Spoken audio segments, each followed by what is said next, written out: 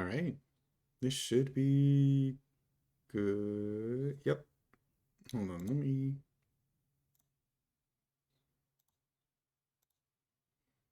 There we go. There we go. I think we're all ready. Hello, sheep. Welcome.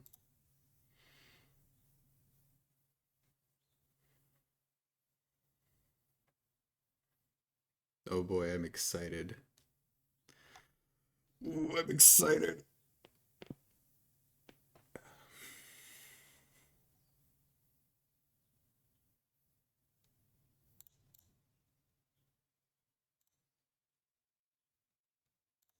Okay.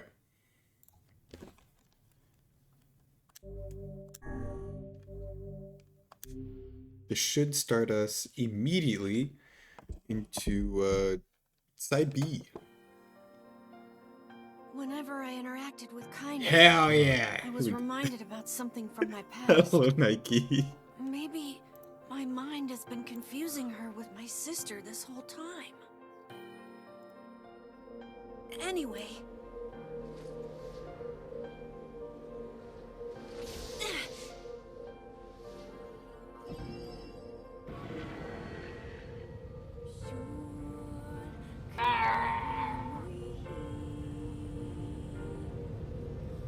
And the Lego Yoda death sound. Thank you.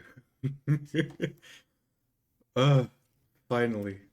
Kaine story. Ooh, reading! Oh, I love reading. Okay. The sound of rain filled the village. The steep cliffs that surrounded the area magnified the sound, causing even the slightest drizzle to rattle like a thunderstorm. Thin wisps of smoke steamed from huts as the villagers huddled in their homes and waited out the rain. A single child, however, had braved the downpour and was now wandering slowly toward the wooden, hawk-shaped weather vane at the center of town. The wanderer reached the vane, which had existed for as long as Annie could remember, and stared. Thank you for the nuts, everyone. It is story time. The child's face was simultaneously delicate and fierce, like a teacup that had survived the shipwreck. Those traits combined with pale white skin to give the face an almost sexless quality. If the beak turns east, I go home. If it stays west, then I...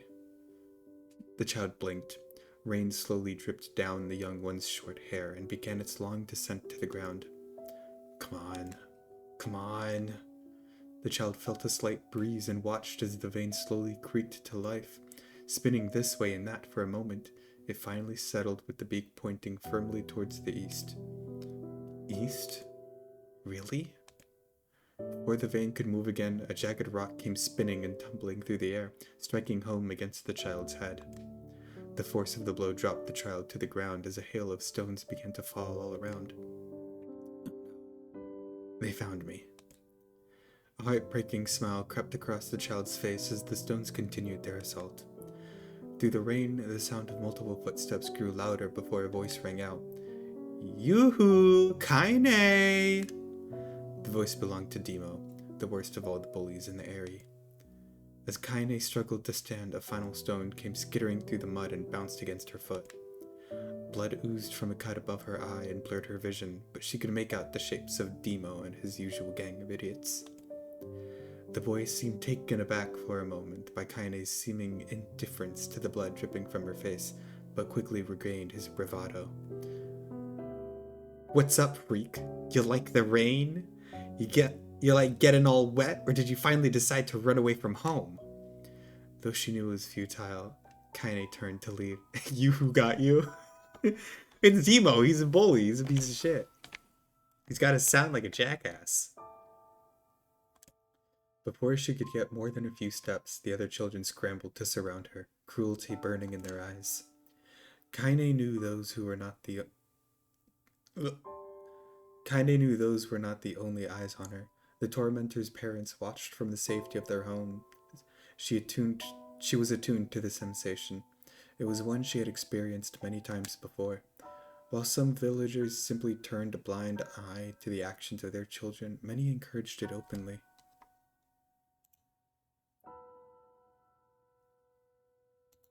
Is it ad time?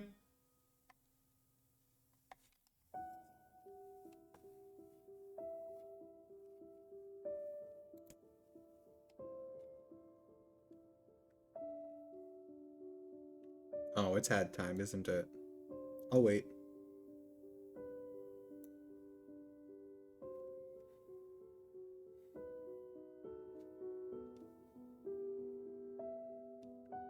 I can wait. No ad for you, at least?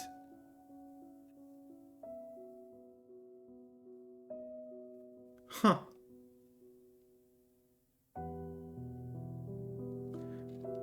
Well, if there's no ad for you, I'll keep going.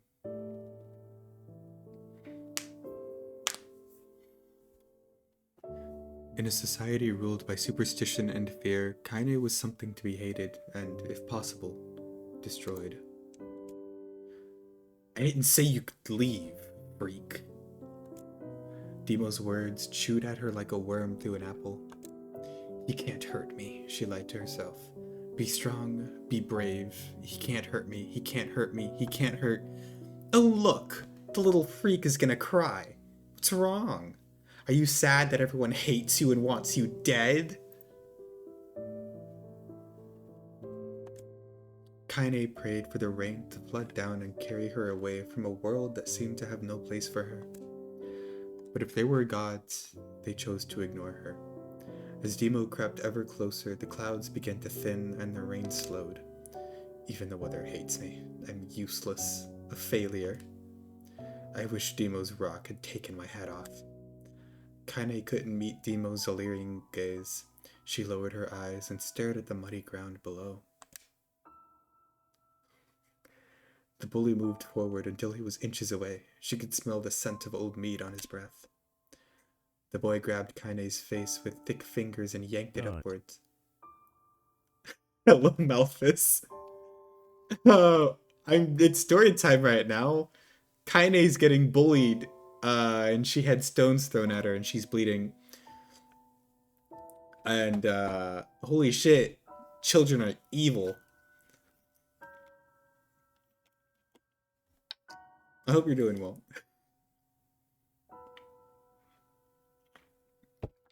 Bruh has no chill indeed.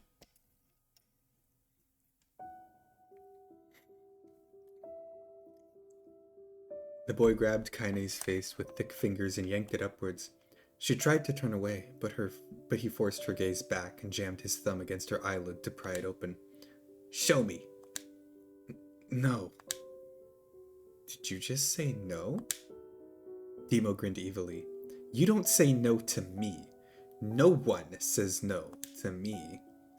Not even taking his attention from Kaine, he called to his cohorts. Come on, guys, let's give the freak what she deserves. As soon as Demo finished, kicks and blows began to rain down upon Kaine. Demo paused, still grinning, as Kaine curled into a ball and tried to make the pain stop. I don't get you, freak. What you acting like a girl for, huh? Everyone knows what you really are. Kaine ignored the question, choosing instead to stare at the weather vane. It continued to point east, as if supremely confident about the future it had chosen for her. Go home? Yeah, that's a funny joke for someone with dead parents and no home to go to. Freak! Chanted the children. Freak! Freak! Freak! Kaine closed her eyes and listened to the rain, waiting for the pain to start again. As the clutching hands of the village children closed around her, she bent her mind to the sound of the rain, letting it become her world entire. The rain fell, but the pain never came. Only when the laughter of her tormentors turned to terrified cries did she dare open a single blood-caked eye. Kaine was shocked to see Demo sprawled on the ground, holding his head, screaming in pain. She could see blood welling from spaces between his fat, twisted fingers. Oh my god, he's crying. He's actually crying. Deprived of their leader, the other children glanced back and forth between themselves, as if waiting for someone to step forward and take charge. When no savior emerged, they began an uneasy shuffle away from Kaine. But the young girl was the least of their concerns. Instead, their attention was wrapped on the ancient woman standing a few feet away. After struggling for breath for a moment, she finally spoke in a voice thick with rage. Hurts like a bitch, don't it? Now I suggest you scatter before I throw another one. And if any of you little bastards ever touch my Kaine again, I'll do far worse than throw a rock. You can count on it.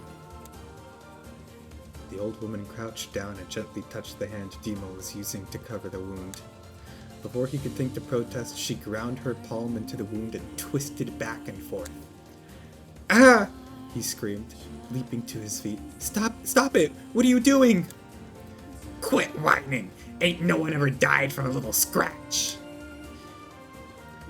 "You hit me with a rock, you stupid bitch! A big one! That thing could have killed me!" The old woman shrugged. That is the best cure for stupid. Demo's face twisted with rage at her words, locking his eyes on Kaine. He took a step backwards and spat on the ground. "Get out! Leave this village! No one wants you here! Either of you!" Seeing the old woman grab another stone, Demo and his companions turned tail and ran. As they fled, the old woman grabbed her side and barked out a single laugh. Look at that fat boy go! Guess he's healthy enough to run from a fight. The woman's smile faded as she turned her attention to Kaine. Kneeling down, she removed her shawl and placed it around the young girl's shoulders. Then produced a cloth from the folds of her dress and began blotting at the blood on her forehead. "Oh, Kaine," she said, "why didn't you fight back? You're stronger than that lot." I don't know what voice I'm doing for Grandma either, but, don't fuck with Grandma. You don't hurt her little marshmallow. The words of her grandmother stung Kaine and she turned away. "Don't be nice to me," she said. "I don't deserve it. Nothing matters anymore." Her tears, held in check for so long, finally began to fall on the muddy ground below. "Everyone hates me. They think I cause bad things to happen. They think I'm a freak. I wish I was dead." As Kaine's tears turned to sobs, she felt her grandmother's hands on her shoulders. Despite her advanced age and diminutive size, she was a woman of surprising strength, and Kaine found herself unable to turn away. "Don't talk like that, girl. It's a river wide and deep that flows between the realms of this world and the next, and it grants no mercy to any that attempt to cross them. You got a duty to fight until your last breath. Understand?" The old woman tightened her grip and tried to still the tremor in her voice. "You know the pain of losing someone close to you, Kaine. You know because you survived it." As the words hit home, Kaine was struck by the force of her love for the old woman. As a young child, she didn't even know of her grandmother, but when her parents died, the woman quickly accepted her as her own. Grandma, as Kaine called her, was cunning, vulgar, and quick to violence, and their first few years together had not been easy. But with each year that passed, Kaine and her grandmother had grown closer. However, it was only now, sitting in the mud with tears and blood caking her face, that Kaine truly understood the depths of her affection. Here was a woman who had seen hard times, who had seen death, who had fought through all these things and somehow emerged on the other side. If anyone could understand Kaine's pain and loneliness, it was her. "Do I make you sick, Grandma?" "Course not! Don't be an ass!" Kaine drew her grandmother's moth-eaten shawl around her body and shuddered. "But my body, it's not normal. If I was normal, then Mom and Dad wouldn't—" "Hush!" interrupted Grandma. "I'll not hear another word of this nonsense. You're my granddaughter and I love you, and if folks have a problem with that, they can just go to hell." With that, the old woman reached out and placed a wreath of dried flowers in Kaine's hair.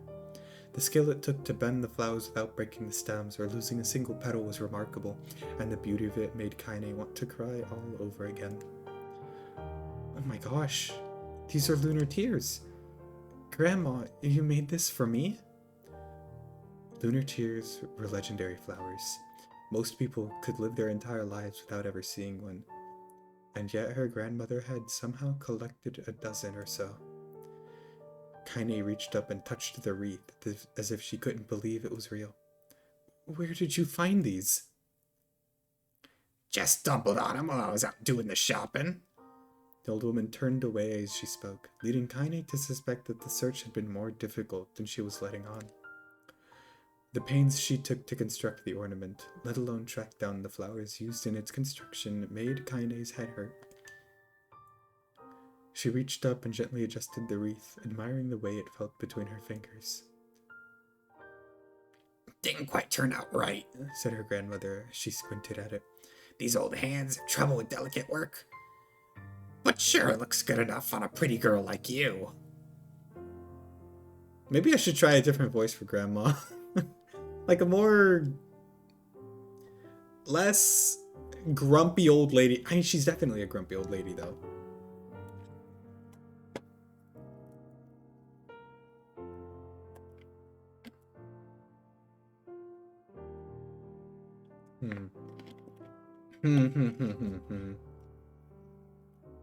Her grandma sounds like a goblin. Like, her grandma is a goblin. You know what? I think I'll stick with it. I think I'll stick with the goblin grandma. Kaine's vulgar asshole mean grandma. Who's actually super nice. To Kaine only. Kaine blushed and turned away. You think I'm pretty? Of course you are. What a fool thing to say. Thank you, Grandma. The grandmother smiled. We're gonna be fine, you and me, She said. As long as we've got each other, we'll be just fine. Kaine took her grandmother's hand in hers, and the two of them struggled to their feet. As they began the long walk home, Kaine gripped the hand with all her might, as if trying to stop smoke from drifting away on the wind. The rain had stopped. Kaine stood between the weather vane, watching it spin in lazy circles, no longer caring about the direction it faced when it stopped. I don't need to escape. I have a home now. Grandma loves me, and that's enough. Even if it's us against the world. Kaine let her gaze drift up past the vane and into the cloudy sky. The last faint hints of a rainbow were slowly fading. As she turned and headed for home, the light scattered into a million particles and vanished, seemingly taken away on the breeze.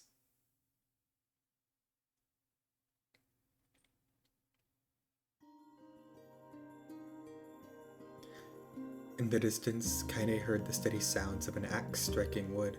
The noise had a purposeful quality to it, as if she was hearing a master woodsman go about his work. The firewood being produced, however, was far from a work of art as it could be.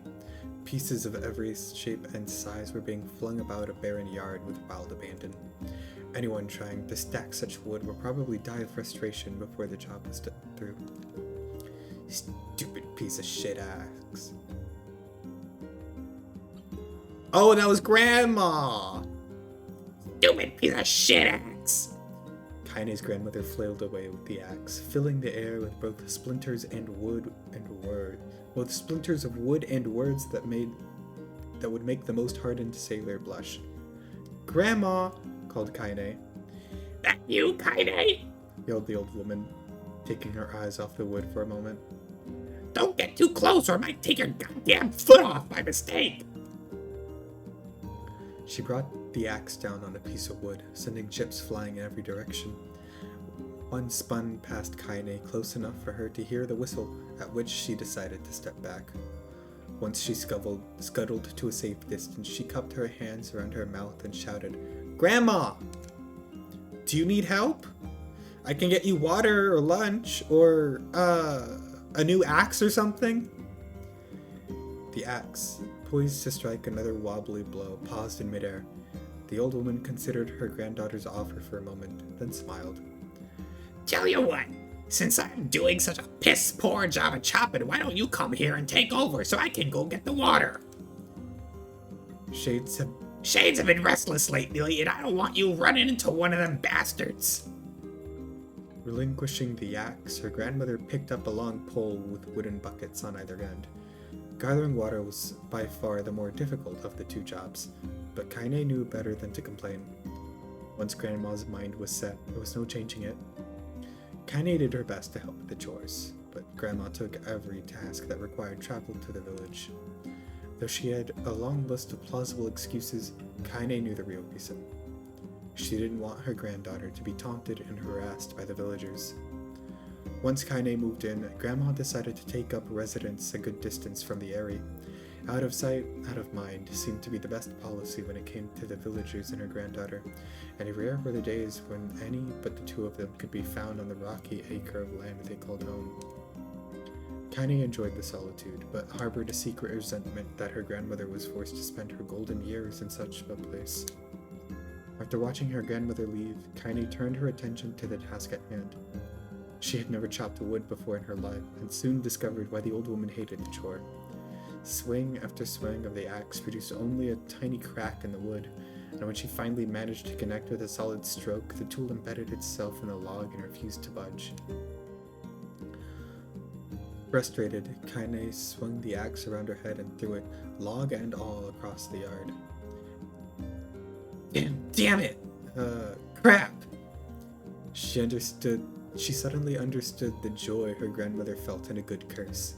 Happier now, she picked up the axe, forced it from the wood, and resumed chopping. She had a natural skill with a blade, but the task was challenging, and blisters soon began to form on her small pink hands. This is tough, and my logs are all weird sizes. Spitting on her palms and ignoring the pain, Kaine redoubled her efforts. Just as she was developing a rhythm, Grandma returned from the village. Setting down her buckets with a small sigh, she took one look at the logs and coughed out a wheezy laugh. Pretty clumsy, girl.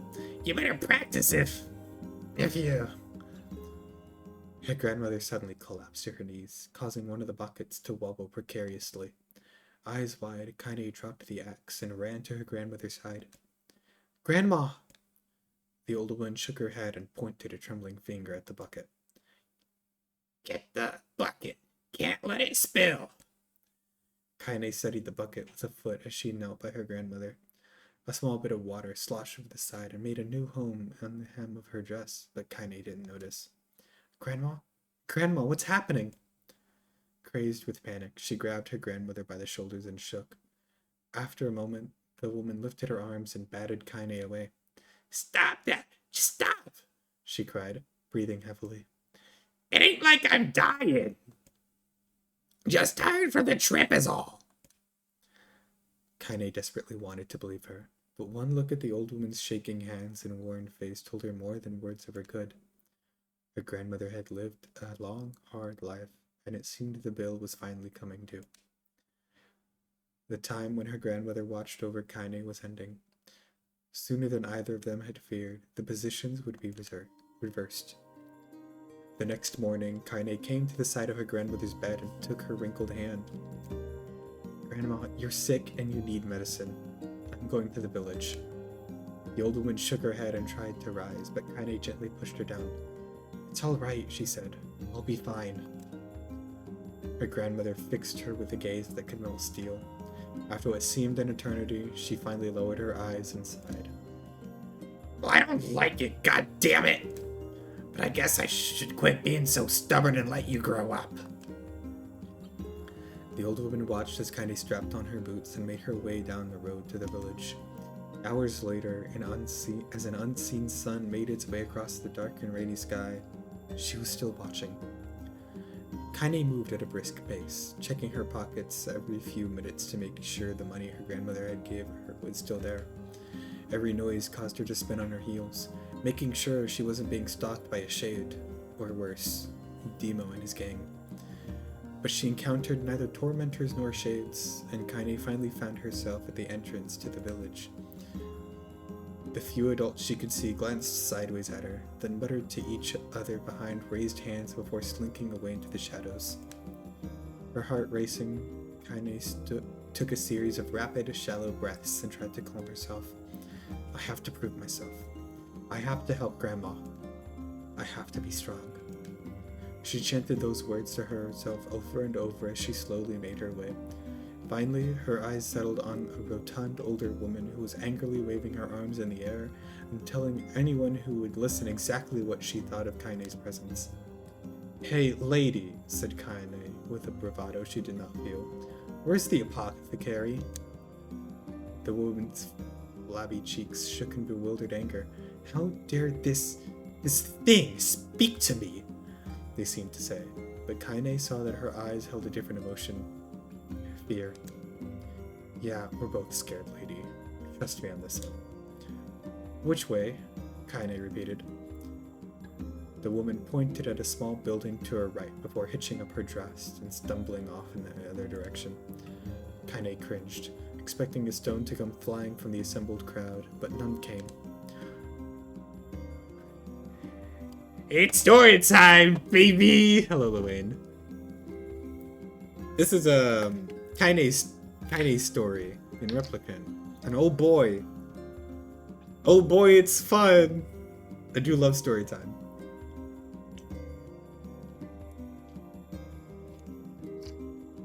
Her mind was filled with a strange sense of pride as she made her way to the apothecary, but the new emotion had little time to take root, for as soon as she opened the door, she noticed a familiar customer at the counter. It was Demo. He had clearly been sent here on some kind of family errand, because his gang of followers was nowhere to be found. Oh my god, he sputtered. What are you doing here, freak? Not.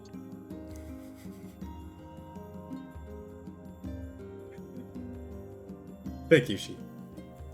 The insult was delivered without force, and Kaine happily ignored it.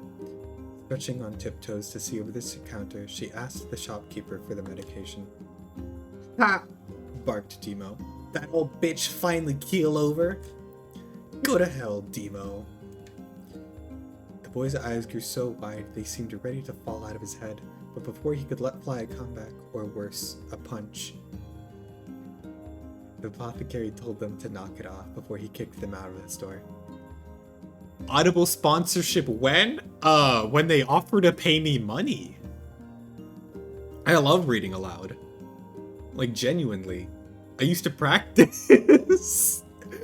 I used to practice alone. I love reading aloud. I love reading. I'll do it. I'll do it too. Demo slunk out of the shop, cursing Kaine under his breath.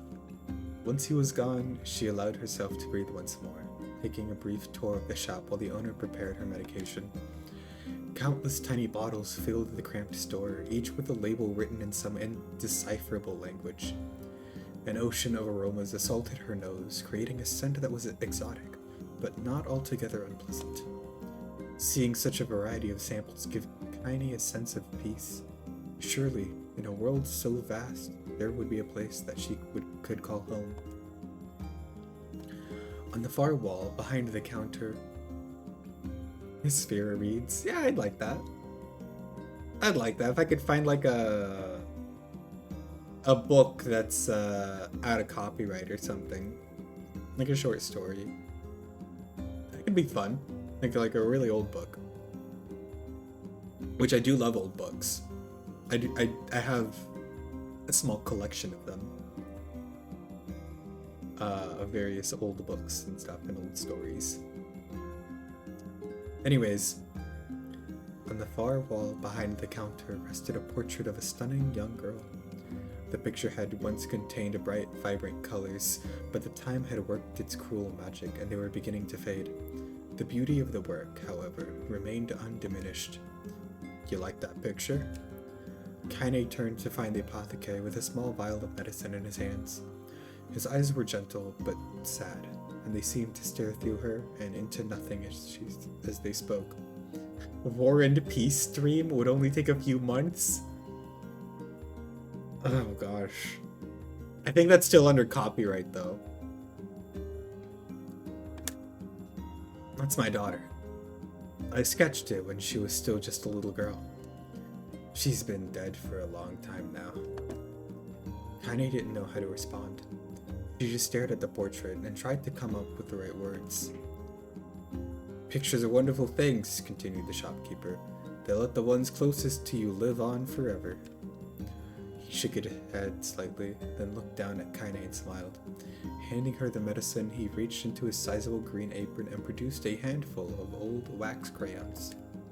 You should have these. There's no one left that I wish to draw.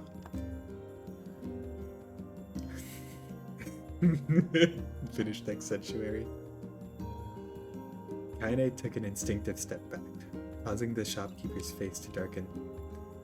Yes, I've heard the rumors about you, he said.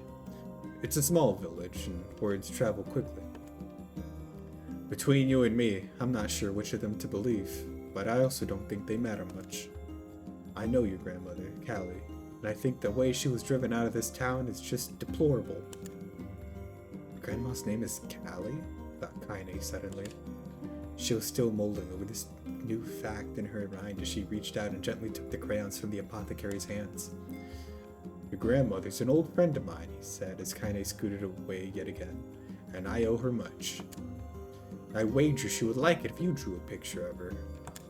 Yes, I think she would like that very much. Kaine murmured a quiet agreement, but inside her heart was still bursting. Never before had a villager treated with anything but complete contempt. It was a tiny, almost imperceptible step, but it was a step nonetheless. And with enough tiny steps, she might one day discover the rest of the world. When Kaine returned home, she found her grandmother asleep in her bed. Her feet were blackened and raw, even bleeding a bit in places, leading Kaine to think that she'd been pacing around the room until exhaustion finally caught up with her. She placed the medicine by her grandmother's pillow and turned to leave, but found the old woman's hand clasped around her arm. All ready, are you? Asked her grandmother with a yawn. Come here, let me have a look at you. Grandma sat up and examined Kaine from head to toe, finally satisfied that nothing terrible had befallen her grandchild. She leaned back and allowed herself to relax. Bunny's here to join us. How nice. Well, how was it? Those bastards give you any trouble? It was kind of fun, said Kaine with a small smile. No, seriously, it was. Honey? Asked her grandmother in a voice which implied she believed anything but. So anytime you need me to run an errand, just let me know. As she spoke, Kaine removed the crayons from her pocket. After a brief explanation of their source, she informed her grandmother that she was going to sketch her portrait. A portrait of me? Ridiculous! No one wants to stare at a wrinkled old crone. But Grandma, it'll make you live forever. Or shit! Said her grandmother, throwing back the sheet from her head. Living forever would just piss me off. Now put those crayons away and help with dinner. But Kaine would not relent. And in the end, Grandma found herself leaning against the wall of their house as if posing for a master artist. Kaine took up the crayons, eyed her subject carefully, and set to work. Just as her grandmother was about to nod off, Kaine finished the piece. After staring at it for a bit, she released it from her grip and let it slowly drift to the floor. It's terrible. It doesn't look like you at all. I'm sorry, Grandma. I thought these crayons would, make drawing easy or something. The old woman's eyes narrowed at her granddaughter's disappointment. Let me be the judge of that, she said, ignoring the pain in her back and reaching for the paper. The sketch could have been a person's face. It also could have been a boulder, a lump of clay, or an incredibly misshapen loaf of bread, all rendered in a chaotic array of colors.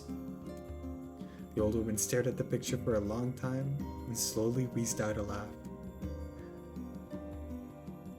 Oh, Kaine, she said between laughter. You truly are my blood. You're as clumsy as me and I love it. But... Gosh, I won't hear any more bull about how ugly you think it is. It came from the heart. I'll treasure it always. True to her word, the old woman gave the picture a place of honor above the kitchen table. In the days that followed, Kaine would often catch her staring at the portrait with a strange smile on her face, an action she interpreted as silent, mocking laughter. A week later, Kaine could stand it no longer and asked her grandmother to take the artwork down. Gosh, said the old woman. I'll take this down when they roll me in my shroud. She's pondered this for a bit, then turned to Kaine and dropped to one knee. Listen to me, girl. Seeing this picture makes me happy in a way I've never felt before. And it makes me want to go on so that someday you can feel the same happiness. It was a moment that burned itself in Kaine's memory. A perfect blend of pride and love and joy that came together to form a lifelong remembrance. She swore to never forget this moment, to never forget the old woman who had made her place in a world possible. Time moves on. People and memories move in and out of a life like ghosts passing through a hall. But this moment will be different, Kaine swore, because I will remember it forever. Forever.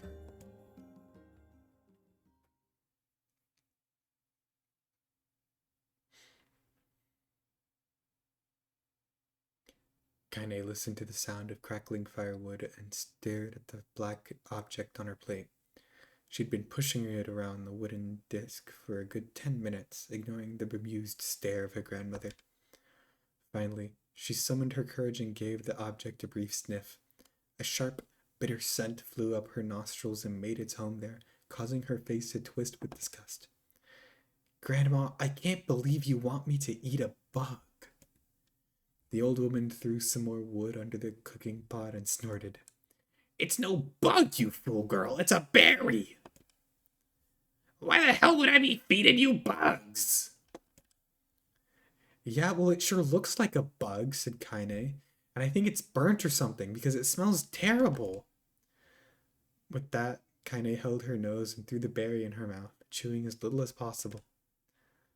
"Oh yeah, that's terrible, all right." "Why, you little brat," laughed the old woman. "Look at the sass on you. You've been spending too much time with me, and that's a fact." 5 years had passed since the moment when Kaine's grandmother saved her from the bullies. As is often the way with two stubborn people, their relationship had grown in fits and starts, but moved forward all the same. Meals that used to be somber affairs were now filled with laughter and hurled abuse in equal measure.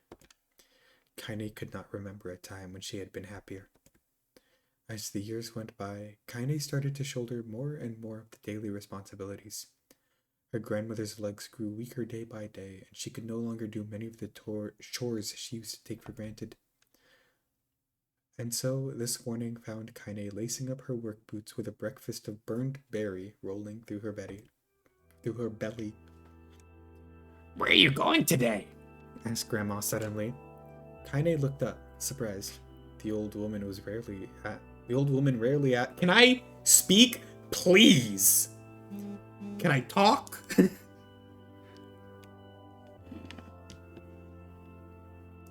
Kaine looked up, surprised. The old woman rarely asked for specifics anymore. "Well, I was gonna check out the kelma trees and see if they were ripe. I thought we could make some jam or something. Oh, and I'm going to pick some flagstones, so I need to take the wheelbarrow." "Flagstones? What in the hell for?"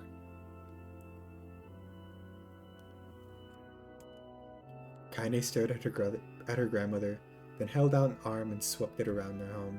Constructed mostly of cloth, rope, and rubble, the old place sagged like a boxer in the final round. "Grandma, a dying cat could chew through this house. I'm going to build a stone wall so we have some protection." The old woman laughed, exposing her toothless grin to the world. "God damn, girl, if a bunch of thieves want to ransack this old place, let them come. We've got nothing worth stealing anyway." "I'm not worried about thieves. I'm worried about shades. People saw one west of the village yesterday." The old woman tilted her head and stared at her granddaughter. "Well, shoot. I don't know why you have to do it today. You can worry about it some other..." "Grandma, no. If I don't go to the kelma trees, we won't eat tonight. You know that." A confused expression passed across the old woman's face. For a moment, she was a small child lost at a carnival.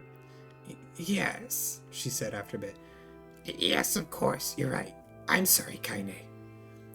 Lately, it seems my mind is..." She didn't finish that thought, instead walking over to her nightstand and gently taking the wreath of lunar tears from the drawer. The flower's petals had aged to a brilliant whiteness, and Kaine thought it was more beautiful now than the day she first received it.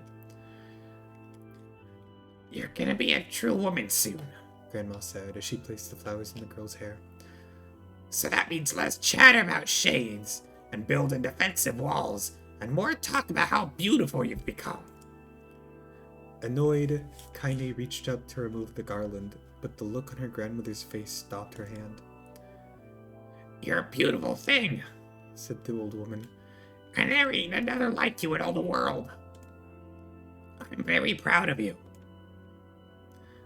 Okay, Grandma, that's enough goddamn compliments for one day. Such a mouth on you. Where did these come from? Gee, I wonder. I'll teach you to sass me, girl! Yelled Grandma. Suddenly, she lurched forward and grabbed Kaine by the ears, pulling her around the room with a crazed grin on her face. Grandma! Yelled Kaine in a quaking voice. Grandma, stop it! What the hell? The old woman stared at her and blinked, then slowly held her wrinkled hands out as if this is the first time she'd ever seen them. Oh, I don't know what happened there. I'm sorry, girl.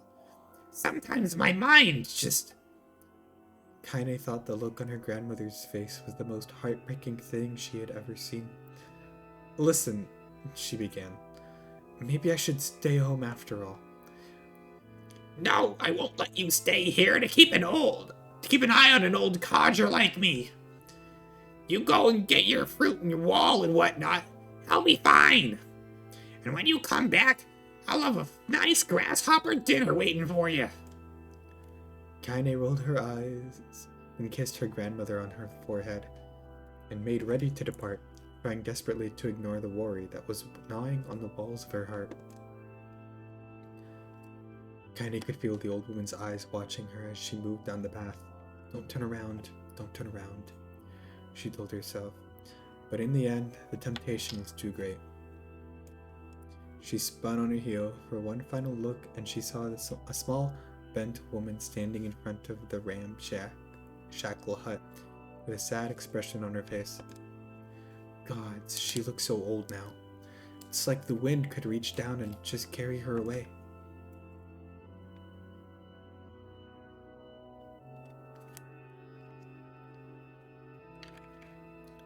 Kaine worried about her grandmother all day, causing her work to suffer. What little fruit she could collect was tossed carelessly into the wheelbarrow, and she only found a couple of stones before losing interest in the project. Finally, as dusk approached, she decided to call it a day. Cursing herself for the lack of focus, Kaine pushed the nearly empty wheelbarrow back down the path. As she crested the final hill, she suddenly froze in place. The wheelbarrow fell from her fingers and collapsed on its side, sending a few pieces of wrinkled brown fruit rolling back down the hill. Her gaze was transfixed by a thick black cloud that hovered just ahead. Tracing its path with a finger, Kaine suddenly felt her stomach knot in on itself. No, oh gods, no. Her grandmother's house was ablaze, the flames licking up as if trying to touch the sky itself. Grandma? Grandma! Kaine ran to them, faster than she had ever moved in her life. Once she tripped on a stone and went sprawling onto the rocky ground, but she leapt to her feet and continued running, unmindful of the blood that spilled from her wounded hands and knees. As she got closer and closer, Kaine's mind began to race in time with her footfalls. It's too dark. It's too dark, not just fire. Can't be fire, too much smoke. Gotta save her, gotta save her. She burst into the front yard and came to a sudden halt. Her worst suspicions confirmed. The smoke from the fire was mingling with the thick, inky blackness of an enormous shade. The massive creature supported itself on 3 twisted feet and achieved balance through a means of large, armored tail. Scales, horns, and claws sprouted from its body in a random, chaotic pattern, giving it the appearance of a lizard designed by some insane god. Seeing Kaine, it let out a roar and flicked its tail, sending small whirlwinds spinning around the yard. For a moment, the creature retreated into a shimmering, inky blackness, as if her mind was unable to comprehend that such a thing could actually exist. But then the smell hit her. A blend of rotted meat and excrement, and the horror became real once more. The Kaine... The creature bellowed again, and this time Kaine responded with a scream of her own. Alright, you bastard, she thought as her scream echoed off the high cliffs around them. It's you or me. Let's go. The shade eyed Kaine with a bemused interest.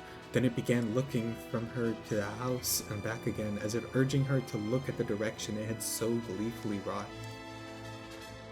With dread building in her heart, Kaine glanced toward the house. Through the smoke and flame, she spotted a small figure struggling to escape the ruins. Grandma! At the sound of her voice, the old woman began waving frantically. She's alive! The party! Me whenever I see Kaine. She's alive, thought Kaine. Alive! Kaine's legs sprang to life as she raced across the yard towards the flaming wreckage of the house. Before she could advance more than a few steps, the shade opened its mouth and let out a roar powerful enough to uproot trees and send them flying. The blast sent Kaine tumbling through the air before smashing her against the rocky earth. Stars danced in front of her eyes as she tried to remember how her legs worked. Get up, get up, get up, get up, get up, get up now! As Kaine struggled to her feet, the shade stomped towards the house and pinned her grandmother to the ground with the tip of a claw. The old woman struggled to move the claw from her stomach, but she might as well have been pushing him out. She coughed briefly, sending a small spray of blood into the air, then collapsed to the ground, her energy spent. Kaine lurched to her feet, only to fall back to earth with a gasp. Her ankles were on fire. One or both of them were surely broken. Ignoring the pain that screamed through her body, she began dragging herself across the ground, leading a drunken trail of dust and blood in her wake. Grandma! Hold on. Just a little longer. The grandmother's face was turning blue, her eyes rolling back until only the whites were exposed. Kaine pulled herself across the ground with maddening slowness, the distance seeming to increase with every second that passed. The shade glanced between the two women and flicked out its tongue, its giant mouth turning up at the corners. Short, panting breaths belched from somewhere deep inside its core. Bastard, laughing at us. She had no idea how such a mindless creature could experience emotion, but there could be no doubt the shade was taking joy in their suffering. Yeah, I see your plan. The shade moved its claw slightly, allowing Grandma to breathe again. It was clearly keeping her alive only to snuff out her life when Kaine was close enough to touch her. I'm gonna kill this bastard. Summoning all her strength, Kaine rose to her feet. There was a sickening snap from her right ankle as if it twisted backwards, but she forced it from her mind and began to hobble toward the monster. Pulling a small knife from the pouch at her waist, she leapt on the foot that pinned her grandmother and plunged the weapon deep. "Give her back!" she screamed. "Give her back to me!" It was like stabbing a rock. After a few swipes, the knife broke at the hilt with a dull snap. The shade canted laughter again, and then raised its tail and sent it rushing through the air toward the young girl that was latched onto its foot. Kaine never had a chance. The tail struck her square in the chest and sent her crashing into the burning wreckage of the home. As she lay on the ground with blood pouring from multiple wounds, a small, weak voice spoke up. Kaine! Kaine's vision blurred, but she forced herself to focus on the sound. Finally, her eyes cleared enough for her to make out her grandmother's hands. To make out her grandmother's hands reaching out to her through the smoke. Grandma? Kaine, you gotta run. You can't best this one. Kaine grabbed the hands and held on with all her might. Grandma, come on, we have to go. The old woman coughed loudly. One of her hands, slick with blood, slipped from Kaine's grasp and thumped to the ground below. Grandma, no, no! I said run! God damn it! You have to live. You have to get through. The thought would stay forever unfinished. Before she could say another word, the shade's clawed foot descended, smashing through the remains of the roof and down on the shattered figure of the old woman. Blood oozed from the gaps in the creature's toes. God damn it!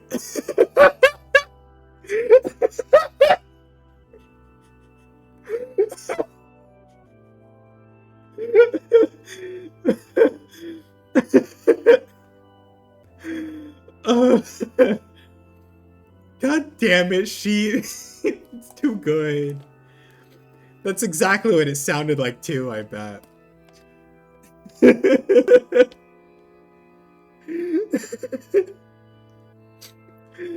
It's too good.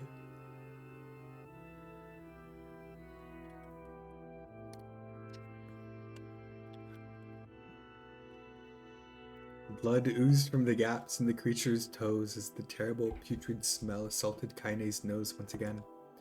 She stared at the foot, dumbfounded, convinced that what she was seeing could not possibly be real. When the creature finally lifted its appendage, all that remained underneath was a twisted, unrecognizable mass of rubble and red. Her grandmother was gone. Kaine blinked, trying to feel the hands which had been hers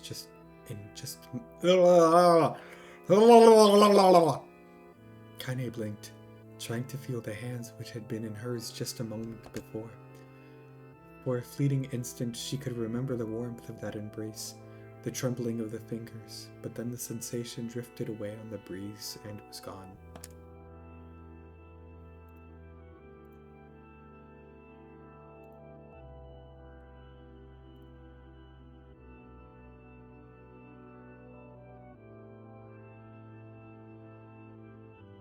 Sorry, I'm checking something.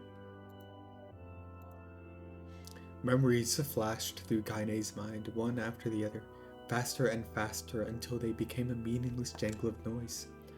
Kaine screamed, then a thunderous sound that echoed off the cliffs and seemed to roll away forever. The shade eased forward, black ichor pouring from its mouth and dissolving into smoke on the ground below. The earth shook with every step as it crept towards its prey. Kaine's body slowly rose as if controlled by a mad puppet master. Her arms and legs were bent at impossible angles, her head lolled dangerously to the side, yet somehow she managed to stand. Staring at the shade, her eyes began to glow with a deep red fire. The creature, so confident just moments before, took a slow, hesitant step backwards, trying to discern if this broken human could possibly pose a threat. Kaine seized the moment. Laughing like a mad woman, she leapt into the air and plunged the shattered hilt of her knife deep into the leg of the shade. The shade shook Kaine off like a fly, sending her crashing into the earth once again. Her chest rose and fell slowly, as if a great weight were resting on it. Moist sounds of pain echoed through her mind. Something warm and thick oozed from her ears. Is that blood? I think it is. I think I'm bleeding to death. No. Can't die. Grandma told me to live.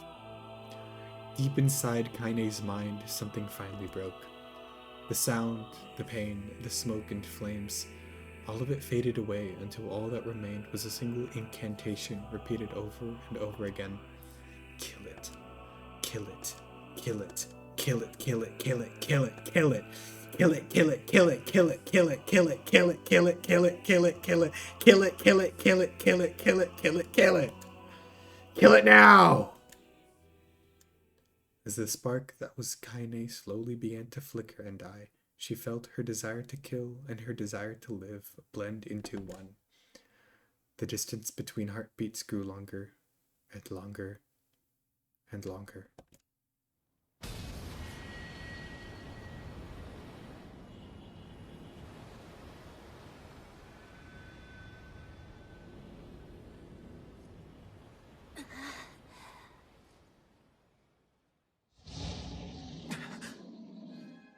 There we go!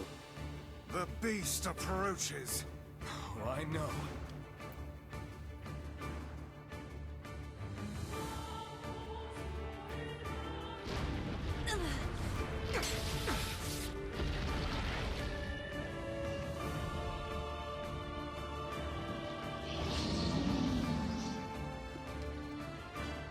Do I have to kill it again? Nearly an hour of reading? I'd go for 2 more. Ah, shit!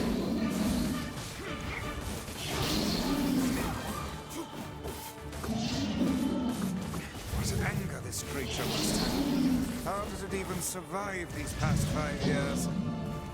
I'm not gonna let this happen again. It dies today. My sword is lighter. It's not the blade, but the skill of the user. Strike it down.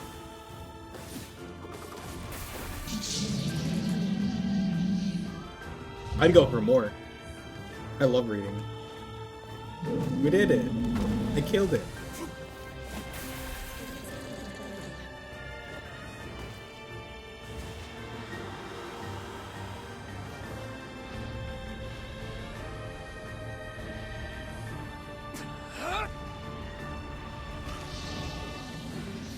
This is when we squeeze. We choke it.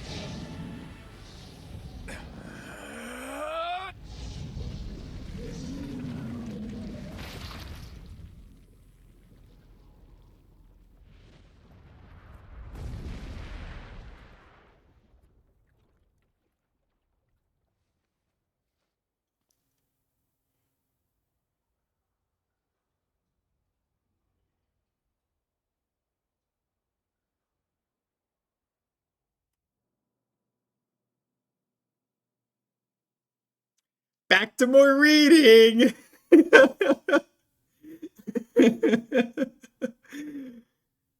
Nearly an hour, you say? We can go for a full hour now. Oh boy. Imagine writing all that for a speedrunner to go, ha, skip, go, burr. Yeah. But I like this. I'll speedrun the actual gameplay, but I'll never speedrun reading. I'll never speedrun story time.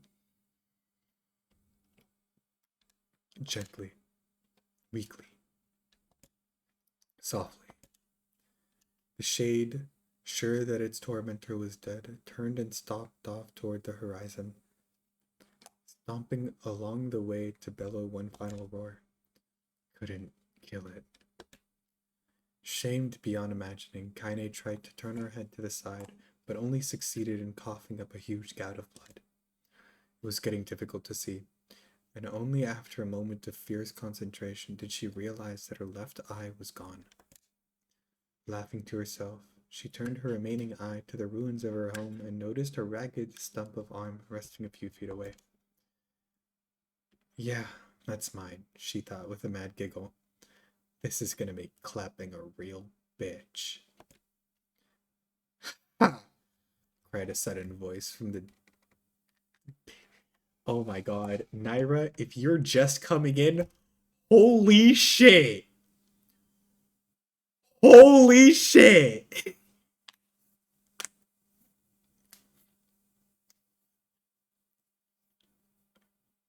Woo! Just got back from groceries? Alright. TLDR. I've been reading for the past, like, 48 minutes. Just straight. Because it's been lore drop. It's been lore time. It's story time. It's Kaine story time. Been reading for almost an hour. And, it started with Kaine's childhood. It starts with her being stoned and beaten by children in the middle of the Eyrie. After debating whether to go home or run away, then she gets picked up by a woman she calls her grandma, and they start living together. And grandma starts taking care of Kaine. And now Kaine's like, I want to say 10 or so at this age. Everyone calls her a freak. Everyone hates her. They all want her dead, except for grandma. And so grandma is a salty old bitch of a woman with a mouth foul enough to make a sailor blush, I think was quoted. Loosely quoted, but that's Kaine's grandma. So you can see where she gets it from. Eventually, as Kaine grows up, I think she'd be about 15, 14, 15, 16 or so. Grandma is getting way too old. Starts forgetting things, not making much sense. Just getting too old. She's reaching her time. And so Kaine starts making the trips to the village. The area. And it goes kinda sorta well. She's not attacked anymore. But on one trip home, Kaine comes back to see the big lizard shade that we fought in the area. Comes back to that. It had destroyed her home and was killing Grandma. Like had Grandma pinned under its claw, just barely keeping her alive, just waiting for Kaine to come close enough before killing her. Which Kaine was fucked up at this point. Because Shade Roars actually kind of be destructive. Like physically destructive. Like the shade roaring threw Kaine around and shattered her ankles. And yet Kaine was still moving.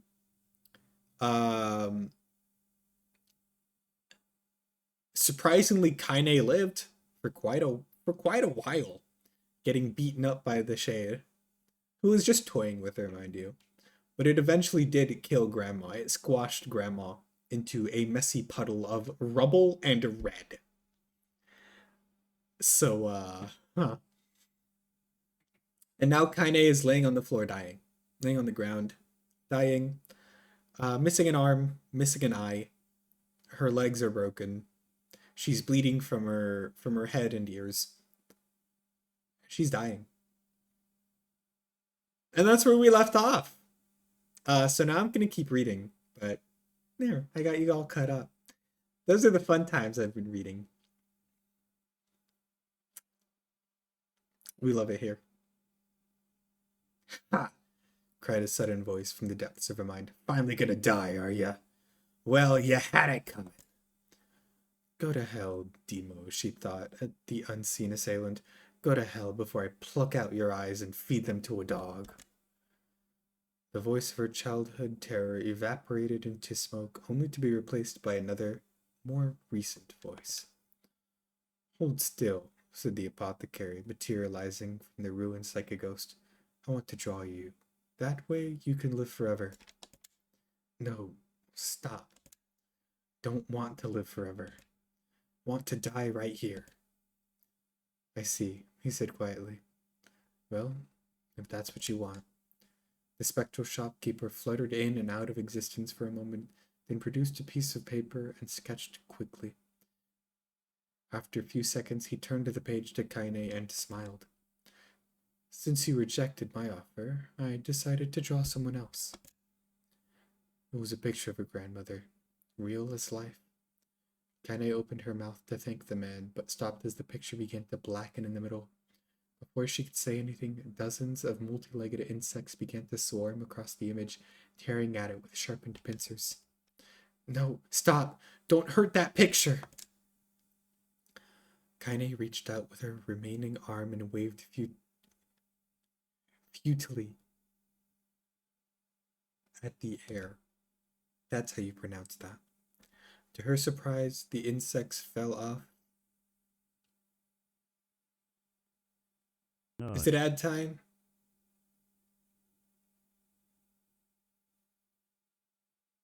I don't want to keep going if it's ad time. Thank you for the let, Nike. Gotta do some things, have fun with the game. Alright. Thank you, I'm having a lot of fun. Have fun. Thanks for coming. I guess it's not ad time. Well, of course you don't have an ad. You're subbed. No ad on your end? Cool. Nice. I just keep getting like small notifications from Twitch. It's like the ads are happening. And I don't want it. I don't want people to miss it.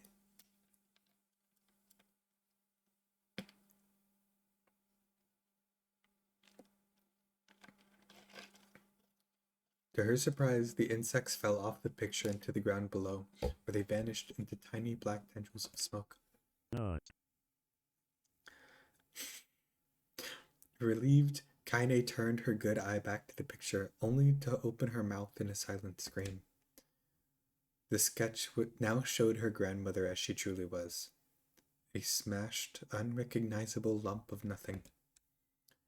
The apothecary smiled, then broke into a jolly dance. See that? He cried as he danced his jig. It's perfect now. She looks just like you. I look like that? Oh God. Oh God, I'm gonna die. I'm gonna die. Drowning in despair, Kaine laid her head back in the mud and smoke of her ruined house and waited for the end to come. But just before she let everything go, an unfamiliar voice began whispering in her ear. Ain't you got a wish, sunshine? The voice was vulgar and fierce at the same time, as if insanity had somehow found a way to take form. Kaine wanted to scream as the voice crawled under her skin, but her lungs refused to work. You know, a wish, like a prayer or something. Why don't you get on your knees and start praying to heaven? Please, invisible man in the sky, save me, save me. Kaine finally resorted to shouting at the voice with her mind. I don't make wishes. They go come true for me. I'm a curse, a freak. I should be left to die. The other voice boomed in her ears.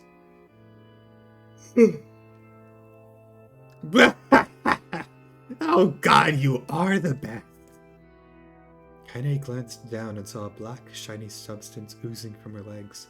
She tried to brush it away, but her remaining arm would no longer respond. The substance slowly crept around her feet, then began to move up towards the rest of her body. Is this death? Is this what it's like? Or is it my mind just losing itself? She could feel the slime oozing upward, feel the hot, searing pain it left in its wake. Whatever else might be happening, she was still alive, and this was real.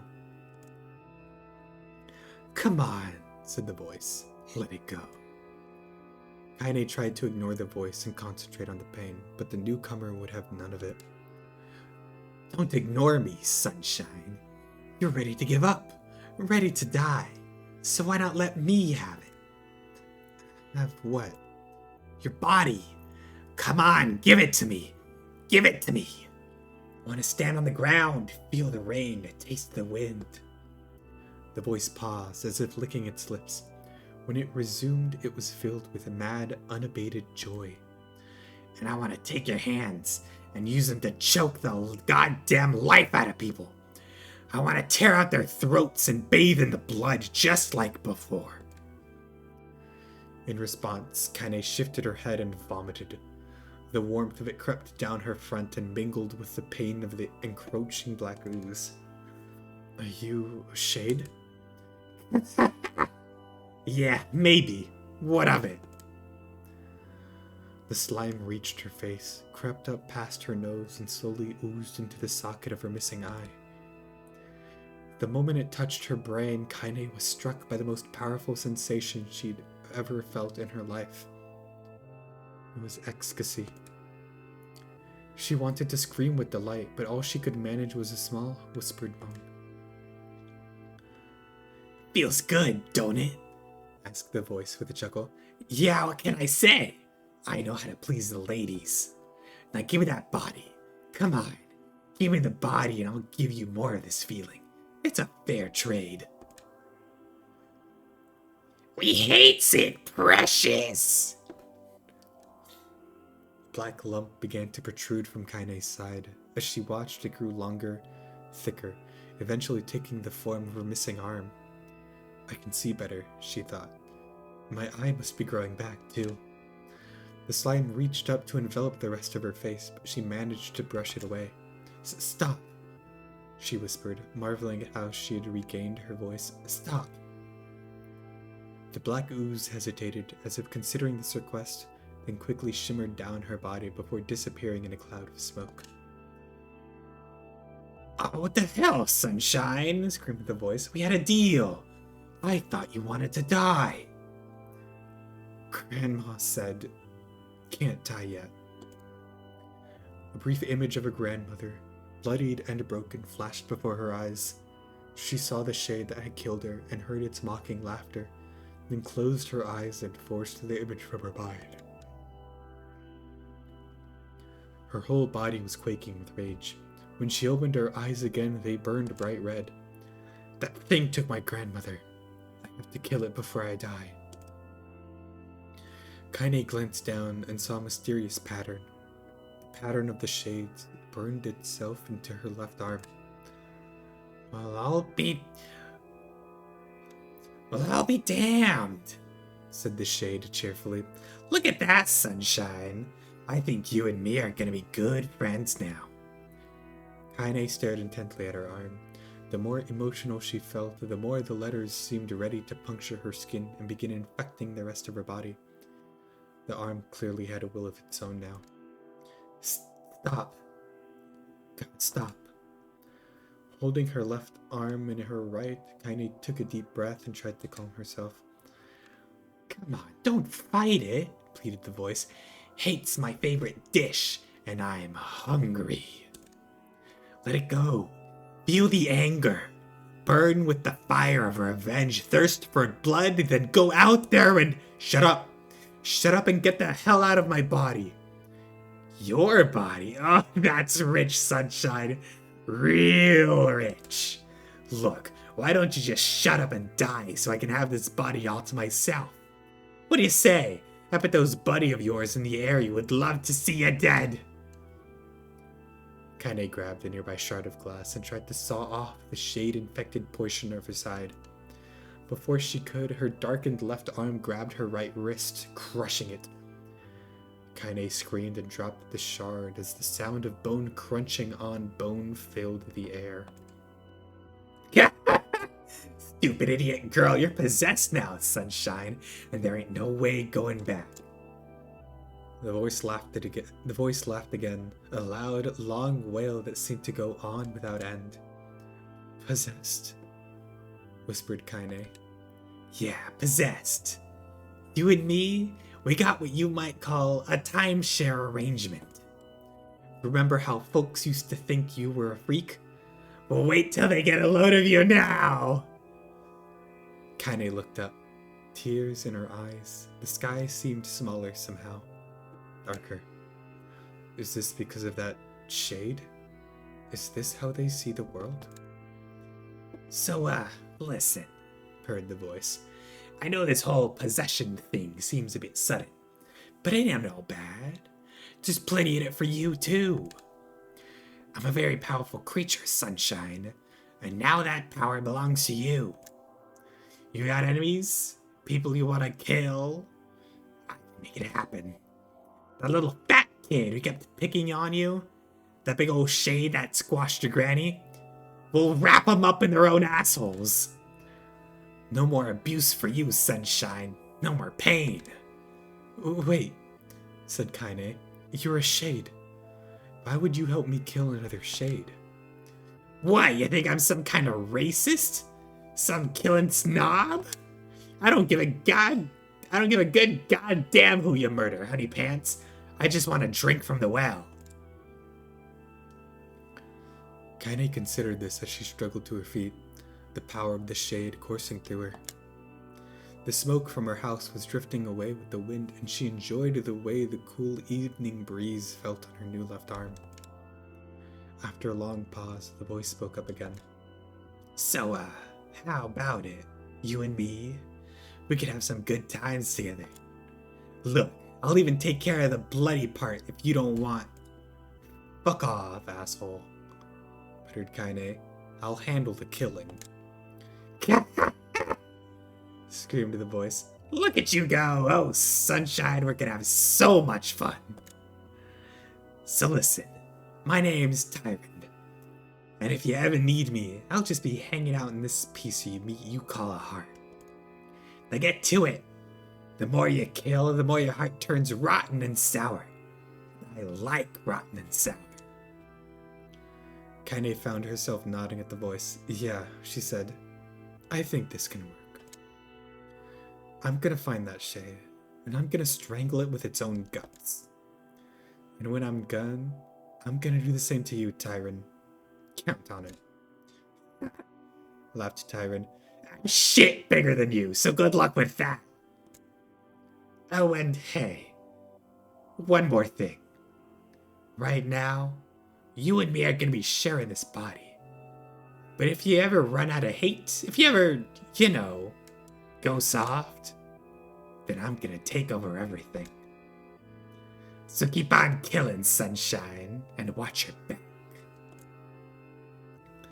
The voice grew fainter and eventually faded away, fading to somewhere deep inside Kaine herself.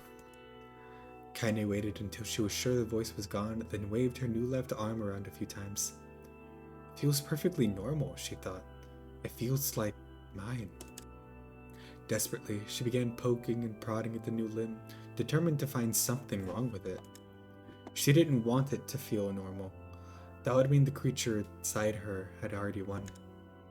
Not a shade. I'm Kaine. Repeating this mantra in her mind, she slowly began digging through the rubble of her house, being careful to ignore a certain red-stained spot on the corner. Finally, after what seemed like an eternity of heartbreaking work, she found what she was looking for. It was the wreath of lunar tears. Though it had been through hell and back, the garland's petals were as bright as ever. Kaine started to place it in her hair, then slowly lowered the wreath and stared at it. I'm sorry, Grandma. I'm so sorry. But I don't deserve to wear this anymore. I am possessed, corrupted, a freak. And this time, I don't think there's any going back.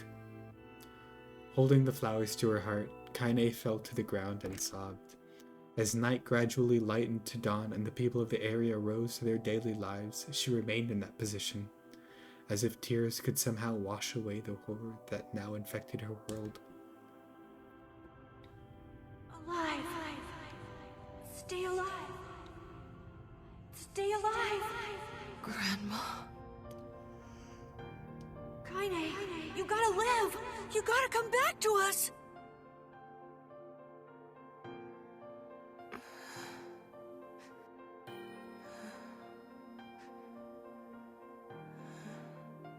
Oh, hey.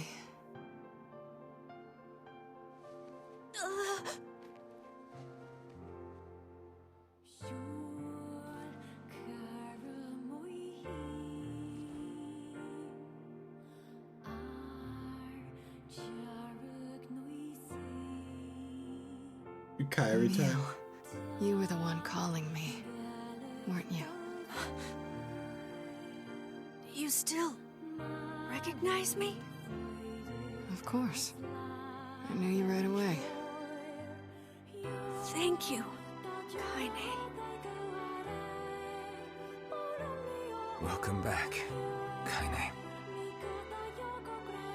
Wow. You grew up. So, how long has it been? 5 years.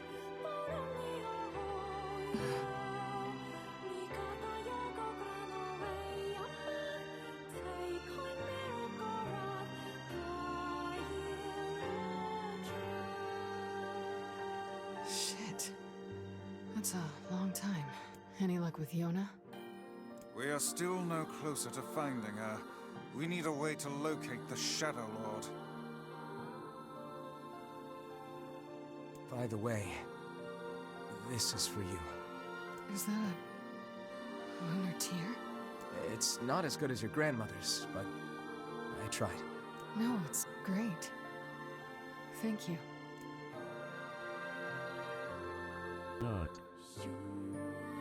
Why are you nutting? We're crying right now. Kaine waking from her long petrified sleep. NieR's unflagging kindness. Sad nutting time? Okay. It's sad nutting Our time. reunion was a happy one, and we let it wash over us like rain. That is, until Devila and Popola had to go and ruin it all.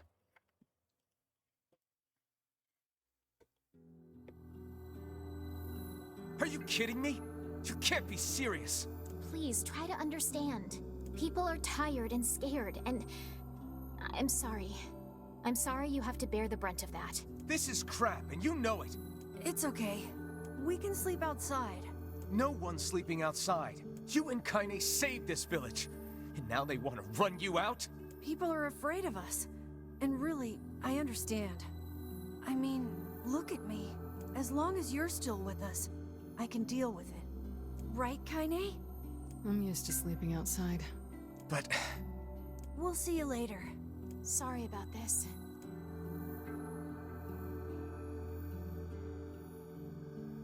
Alright.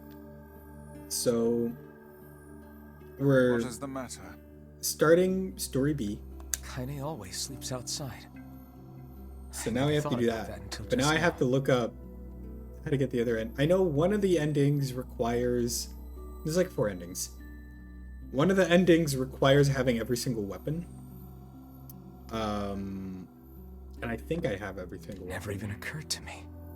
But I Damn most it. likely don't. We should turn in. So, I'll probably focus on getting weapons this route. I didn't get much sleep that night. I mean, weapons and also speedrunning the story. For the first time in my life, I hated Devila. For the first time in my life, I doubted Popola. But those feelings are pointless in the end. They said and did what they did for the sake of the village. To protect it from the horror of the Shades. But we do get a few extra cutscenes in this route. Really, how can I blame Devila and Popola? In the end, I'm just as bad. Because I never once stopped to think about Kaine and Emil's situation myself.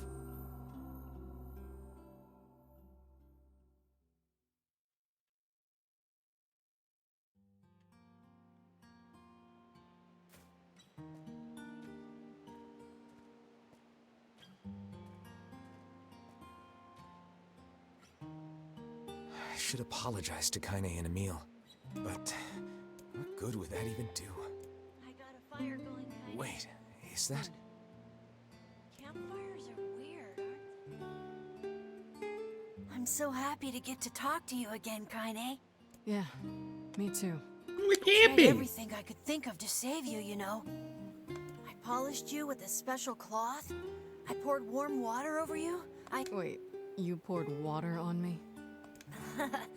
Yeah, but it didn't really do much except make you all shiny. Hey, Emil. Thanks for saving me. I guess you noticed how I look different now. I'm sorry, Emil. I'm sorry for all of it. Well, I mean, this new form isn't all bad, you know? At least I can look at you when we talk, right? Hey, so why don't you tell me something about yourself? I'm not very interesting. Sorry. What do you mean you're not very interesting? Kaine, you've got the saddest character background in the world. Come on, I just want to know you better. Please? Kaine is very much a character where you can't fix them. But also, You can't even calm them down. So, like, good luck. And I still love her. Fine. This all happened when I was a kid. Before the whole shade possession thing. My body is different. And when the villagers found out about it, they started treating me like a freak. But one person, my grandmother, accepted me just as I was. No matter how bad things got. She gave me the strength She's a to keep going. landmine. She is a walking red flag. She's really special to you, huh? Yeah. Oh, hey! That gives me an idea.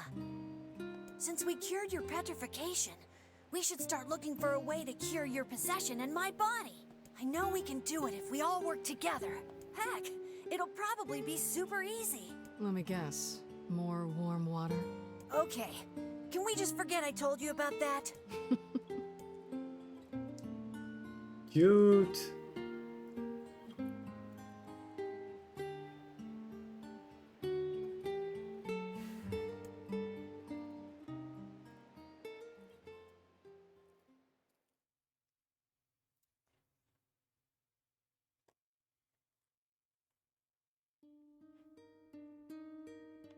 Sleep well? Sure. And yet your red eyes tell a different tale.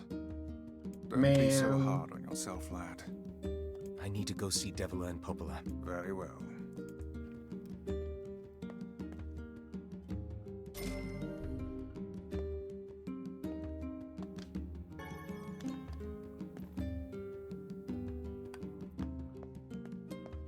Okay.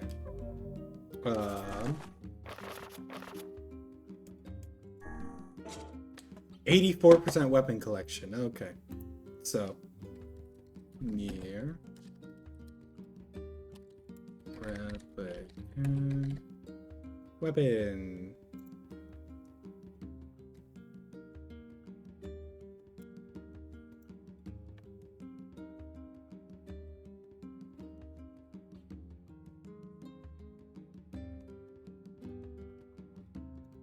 Okay.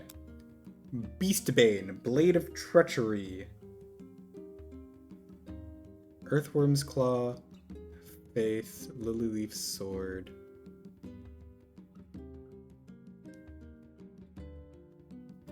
Alright, hold on.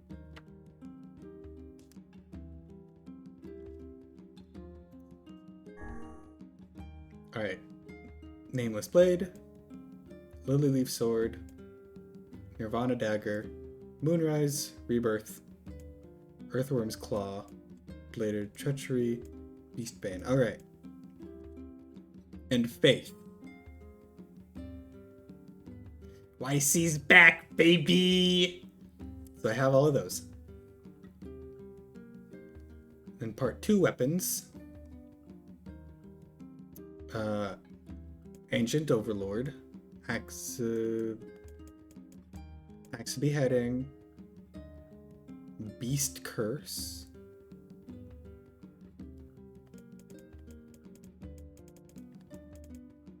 Beast Curse. Beast Lord. Captain's Holy Spear. Dragoon Lance. Bang of the Twins. Fool's Accord.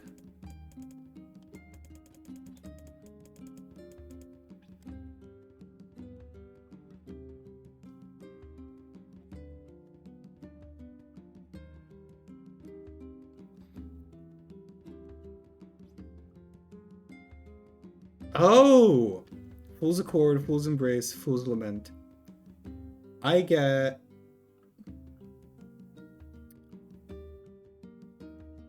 those here.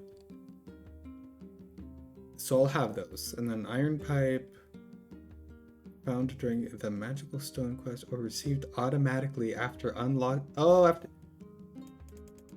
Iron Pipe.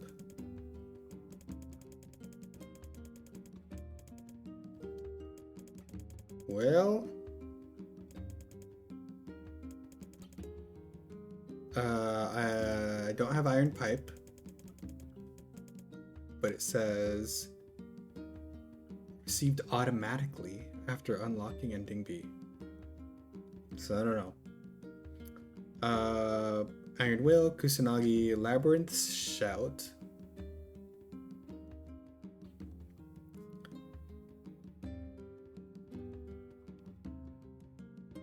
Labyrinth's Song. Oh, received as a reward for completing Disturbing the Sleep of Kings. Alright, so I don't have that one. That was a quest. Labyrinth's Whisper. A bridge in peril.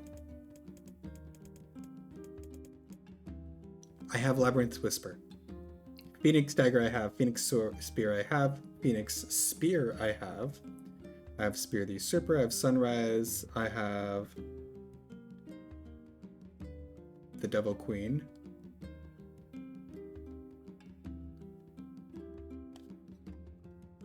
Transience? I have that. Okay. And then Vile Axe. So.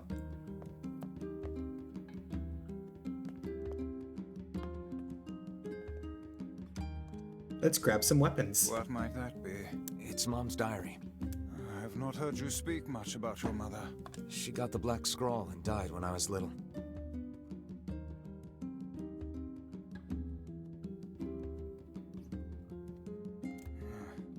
My apologies for bringing it up. It's all right. I can barely remember her face anymore. This is the only thing I have left of her. Reading it helps remind me of when we were still a family. I see. But the final entries get a little strange. In what way? Well, here, take a look.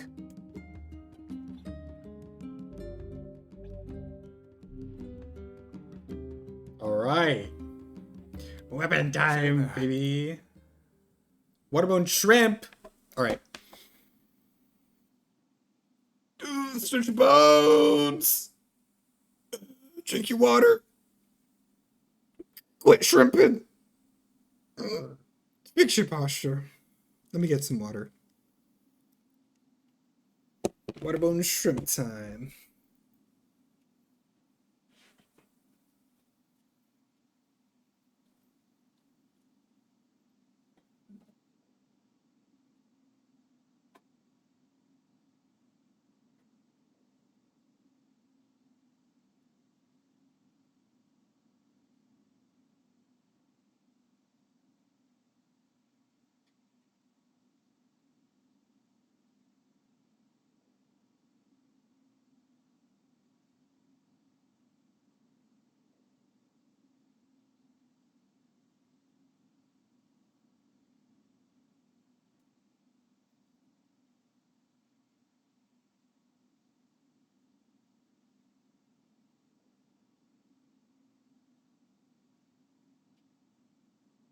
Not.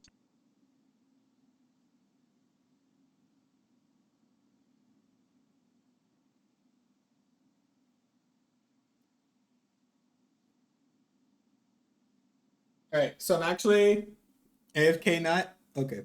I'm gonna take this time to actually make something to eat real quick. Cause your boy hungry.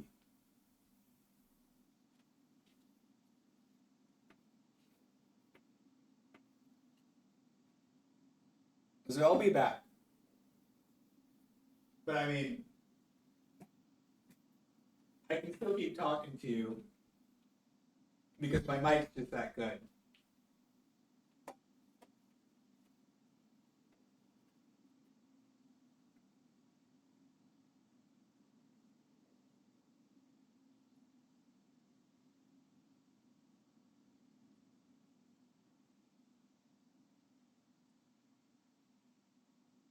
Not. Get me some food. Catnap this headache away. Yeah, good luck. NieR, you still need to send me stuff. Whenever is convenient for you. Unless you are just going with the dragon stat line.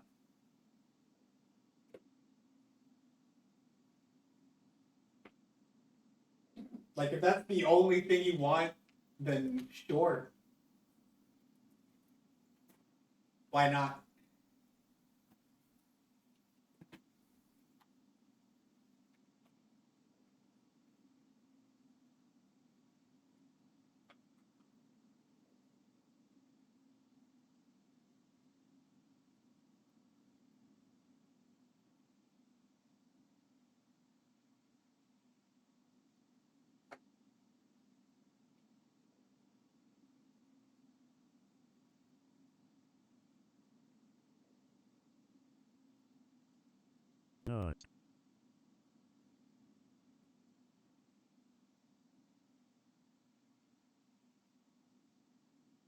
Yeah, Solix sent to be a dragon, and he tastes food. Thank you for redeeming nuts, sheep. Um, yeah, Name, that's fine and all, but I'll raise you this: Lumi is not smart, and Lumi does not know anything about dragons other than big reptiles that she looks up to. So you can use the dragon stats, but for like actions and stuff, give her whatever Lumi would think a dragon can do. Have fun with it.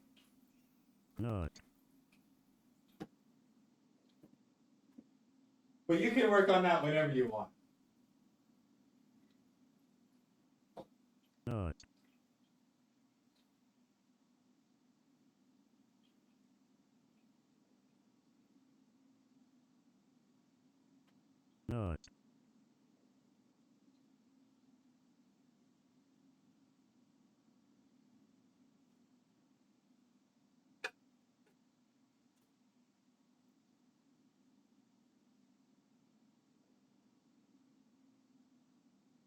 It was very draining. So many, yeah, there's a lot of nuts going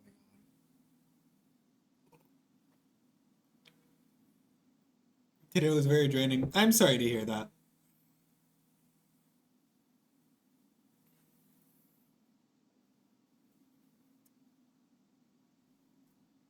Yeah, take it easy.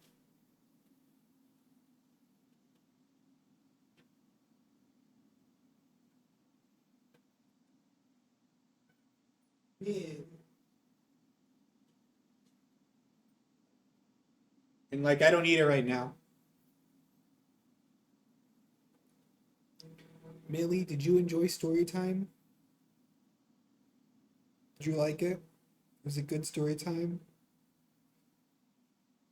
You don't even know what was going on. You were napping. You were sleeping. I'll put you back. Kitty, yes, kitty indeed. I happen to have an emote. Where is it? Right there. There we go.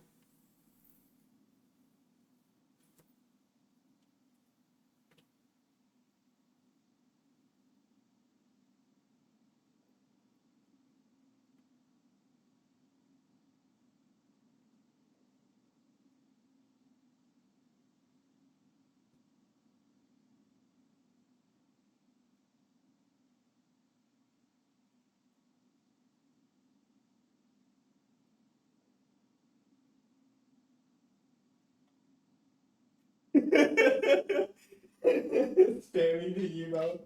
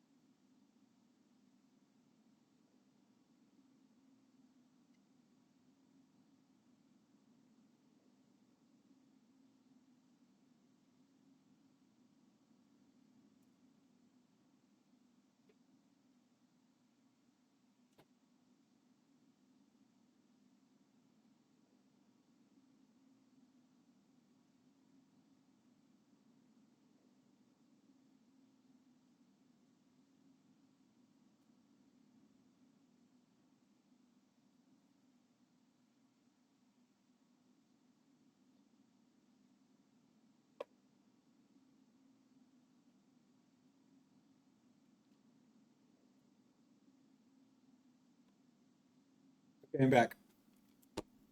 I have food. Just heated up something real quick. So I got a a spicy pineapple rum sauce. It's so good. Like, it's delicious.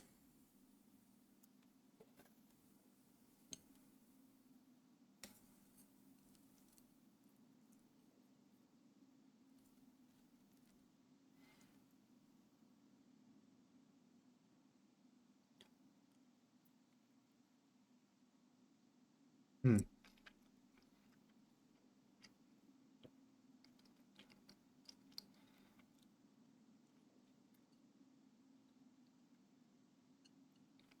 Yeah, that's good.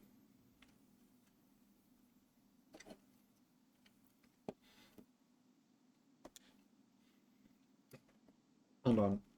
I need to heat these up a little more.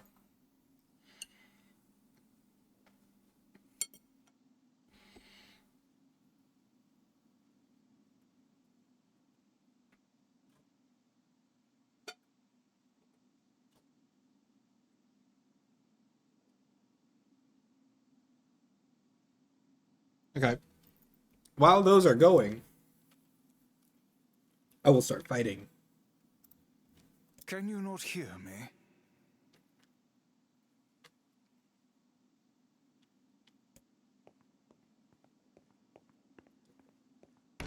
Oh, we look different. Why are you standing about like a slack-jawed ninny? Sorry. Felt like I was dreaming or something. Sleeping on one's feet is quite the talent indeed.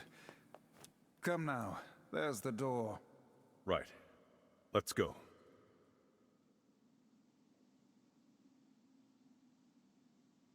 That's me. That's me. Whoa. Look at us, we're a beefcake now.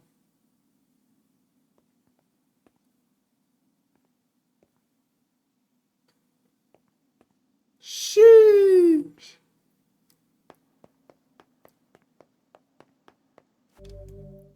Why are we at the doors of truth? I don't know. But god dang. This is the world of the recycled vessel.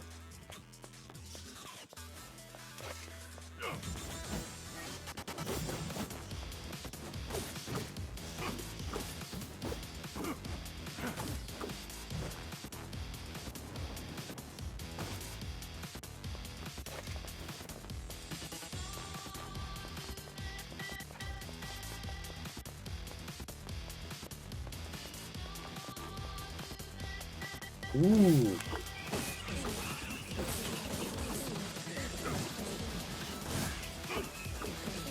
And the music is bopping.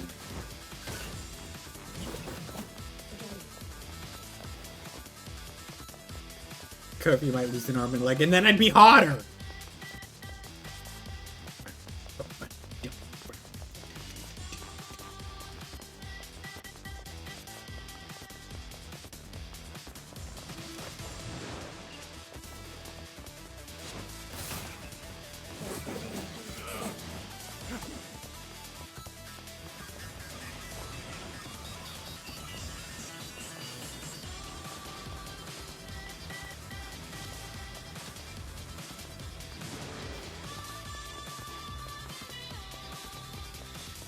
You want a twunk bag? So do I. Same, but like, let's enjoy this hunk of man for a moment, all right?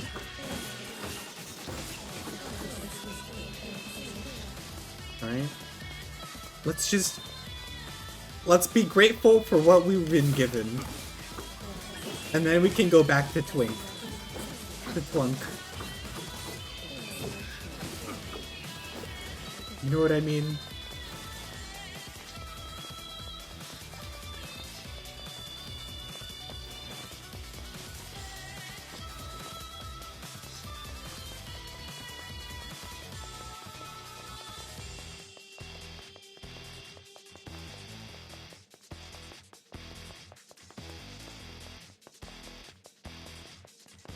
Music do be bopping.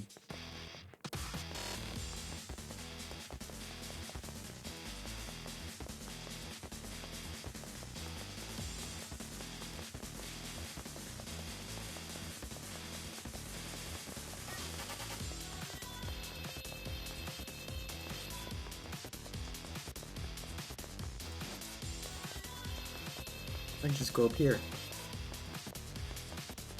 What if I just keep spawning them? What if I just keep spawning them? I guess not.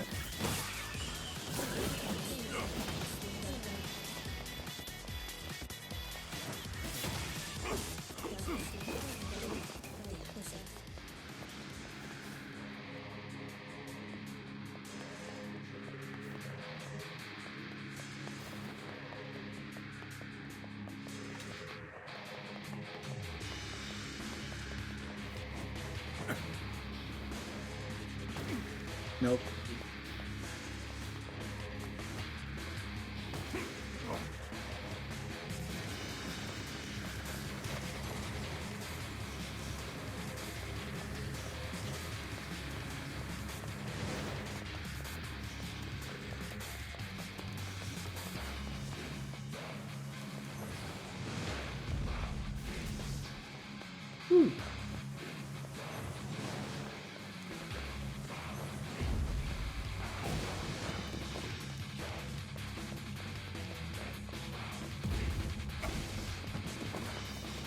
From where? Oh, from down there.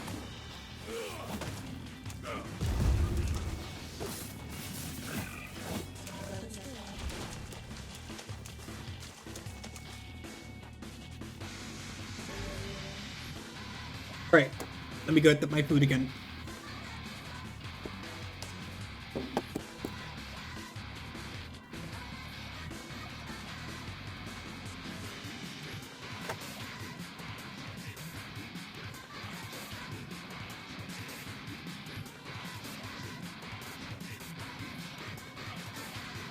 SSX music vibe? Oh, like SSX Tricky?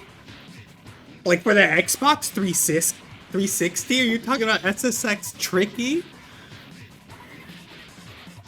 The snowboarding game? I loved that one.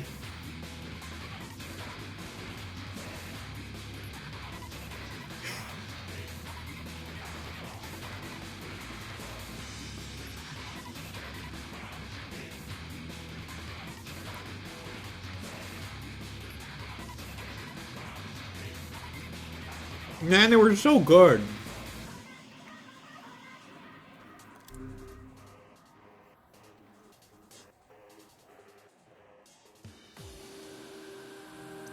A black scroll, a lost destiny, a white book, something fate.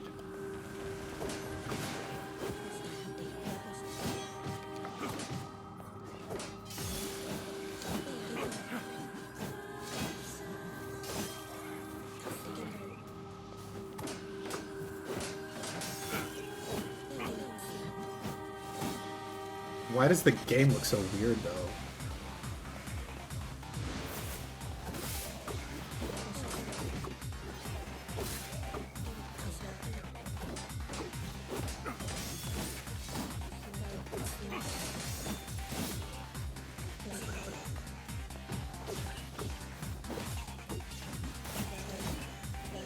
Oh, that's interesting. It's showing up a lot better than on my capture. It's showing up a lot better on my capture than it is like on my actual like playing monitor. Which is a choice. I mean, there's probably just a difference in my monitors, but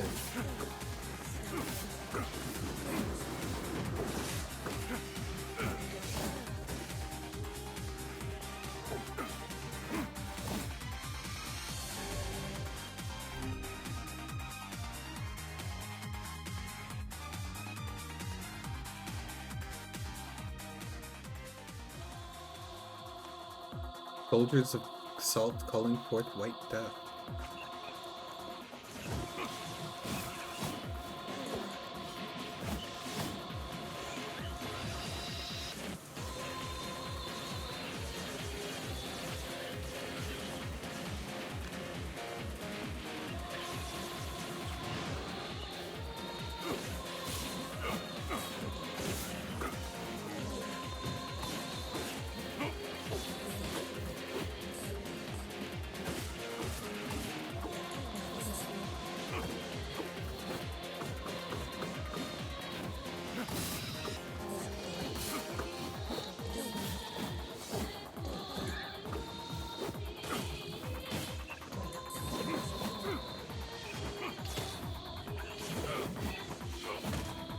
Ooh.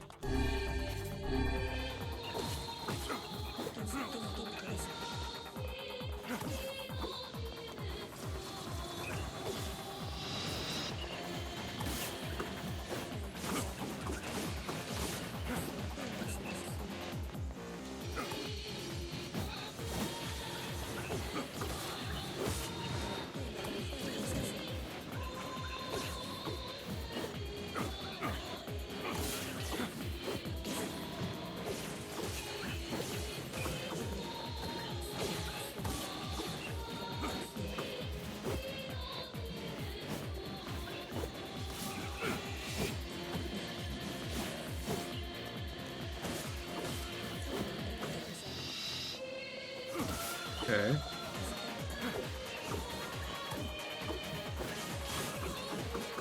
Some of them are just teleporting around.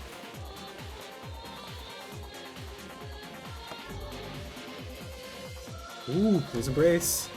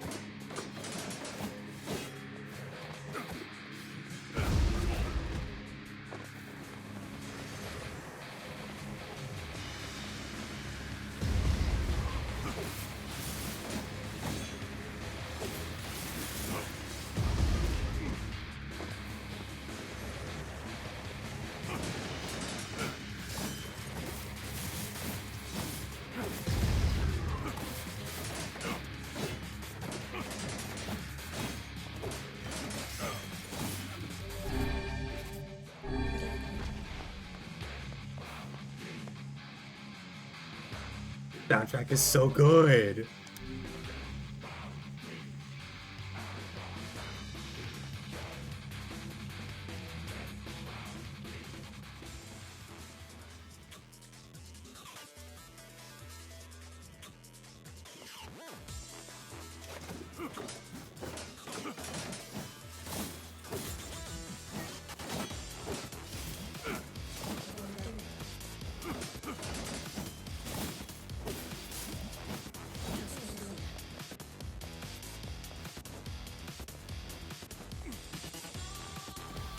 Hey.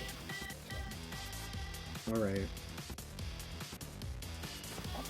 I landed on that. Come on.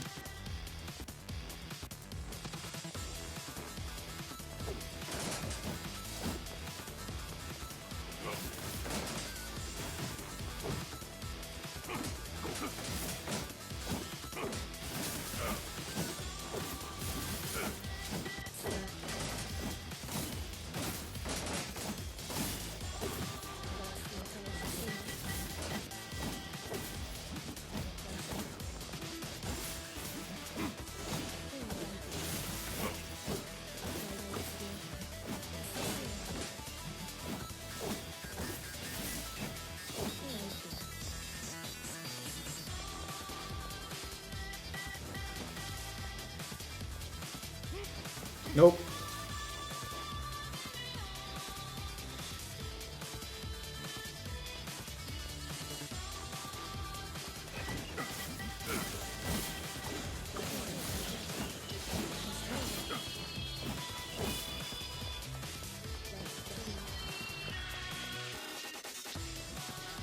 Oh, okay.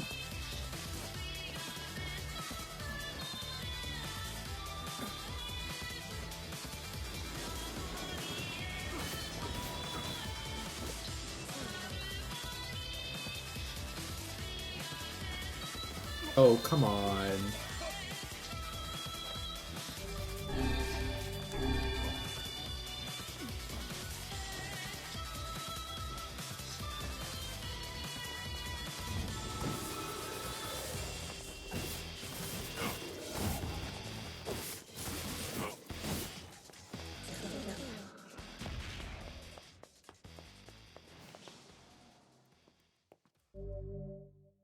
The Kabuki outfit.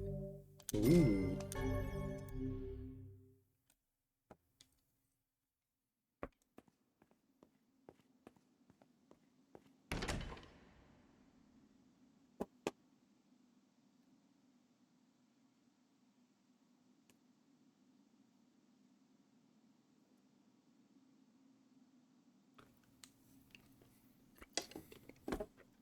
What is the Kabuki outfit?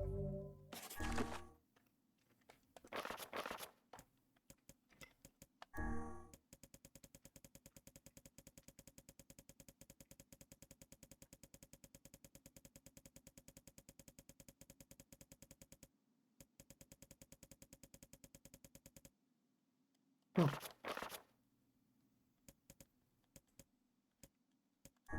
Well, we can at least take a look at Fool's Embrace.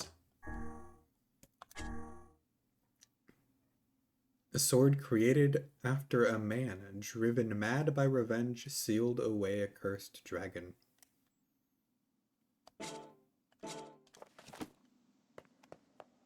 Can it age 10 years through each door? I don't think so. Oh.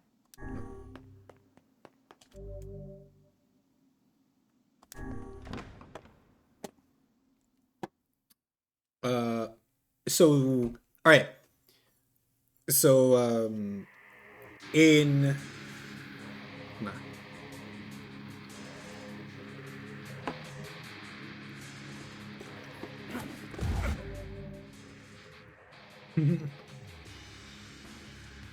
So in Japan, when this game released, it released as Replicant. And the main character is NieR, as we know him, Yona's brother. Well, the developers didn't think that that would fly very well anywhere else, America specifically, that the angle wouldn't sell well. So they made a different version, almost entirely the same, called Gestalt. Where instead of NieR the brother, it is NieR the father, and Yona is his daughter. And so this is NieR the father. This is a reference to Gestalt that released in like America.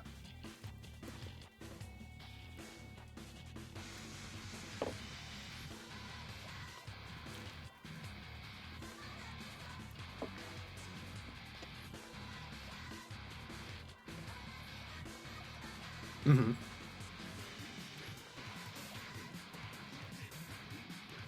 So if you had played Gestalt when it came out in America, this is the character you would be familiar with.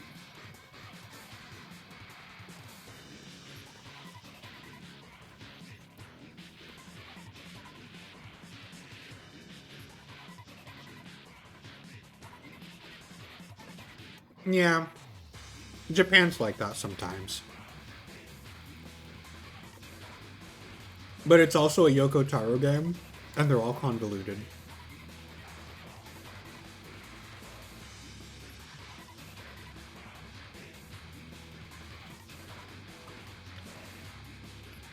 But hey, the music sounds great.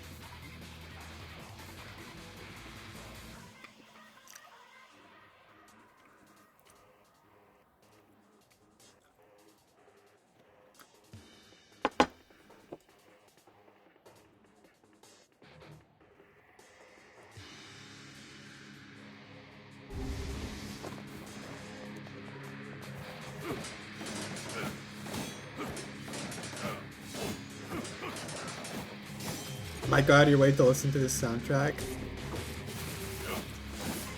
Magic spewing bad is illegal in this room. Okay. Yeah, no, it's a good soundtrack.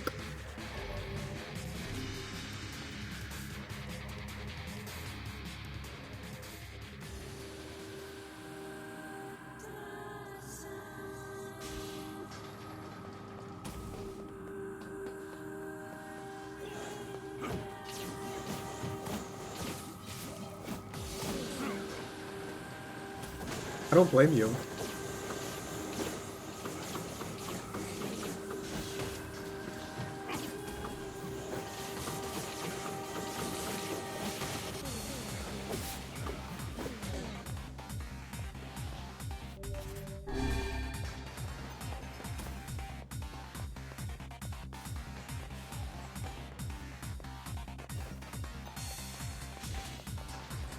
This way.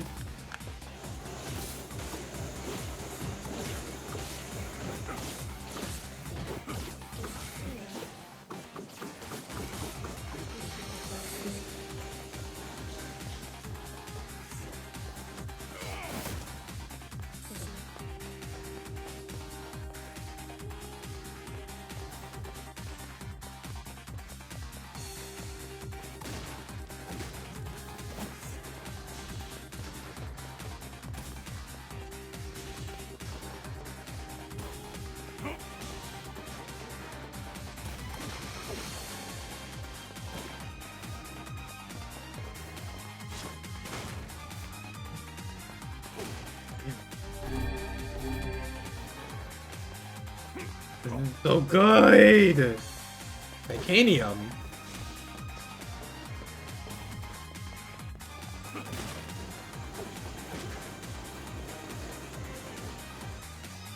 I'm gonna wait till that guy's done. Here we go.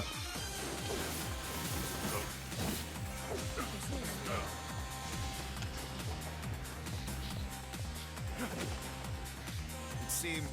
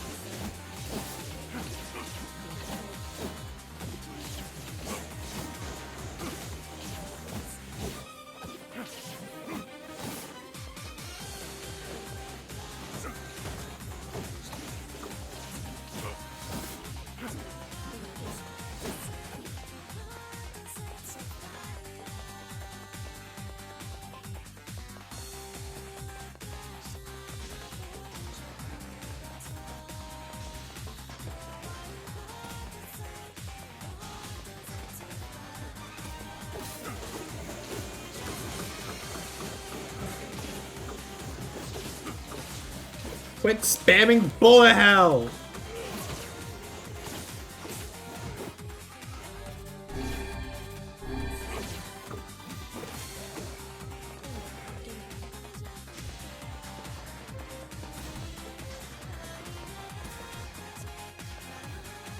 It seems we have been shut in.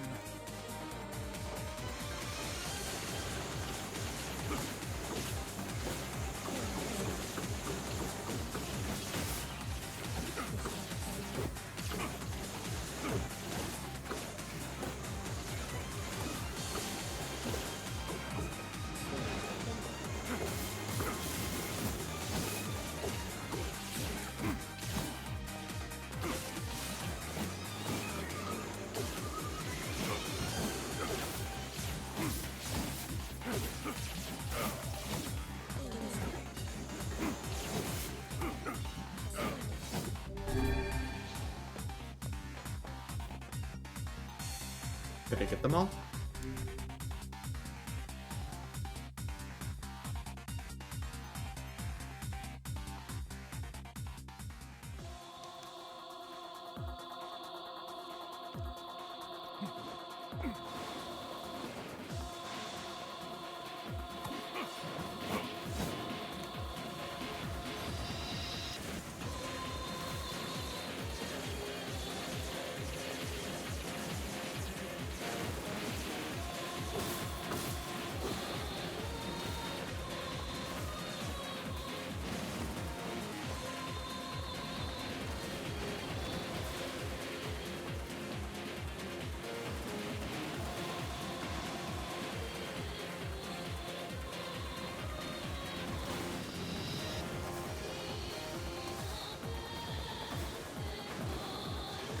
I don't need to do anything else.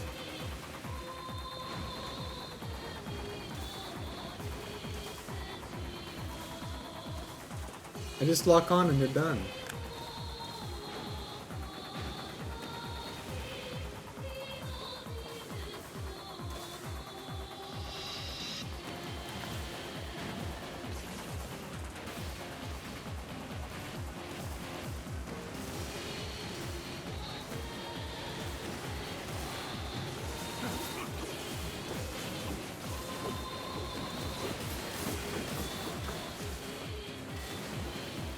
Anything else?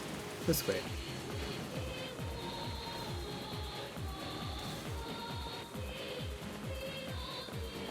What else? Fool's Lament, nice.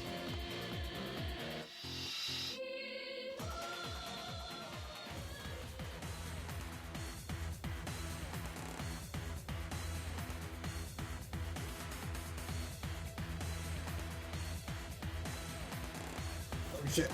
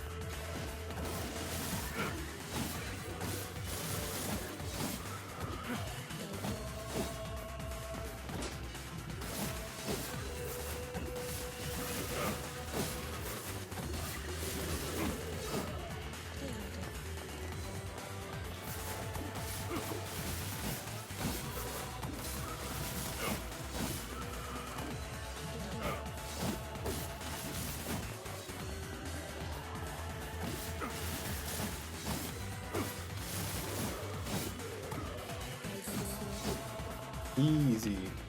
Give me something harder.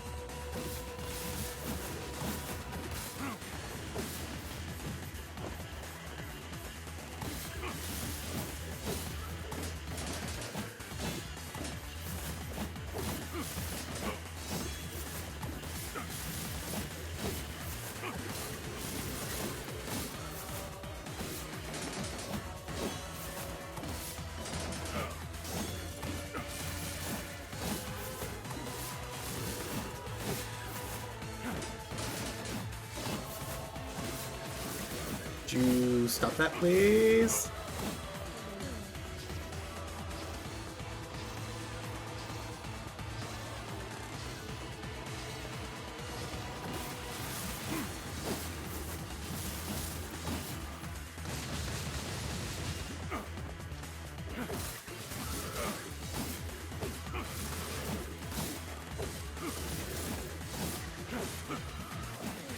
Bully this man against the corner.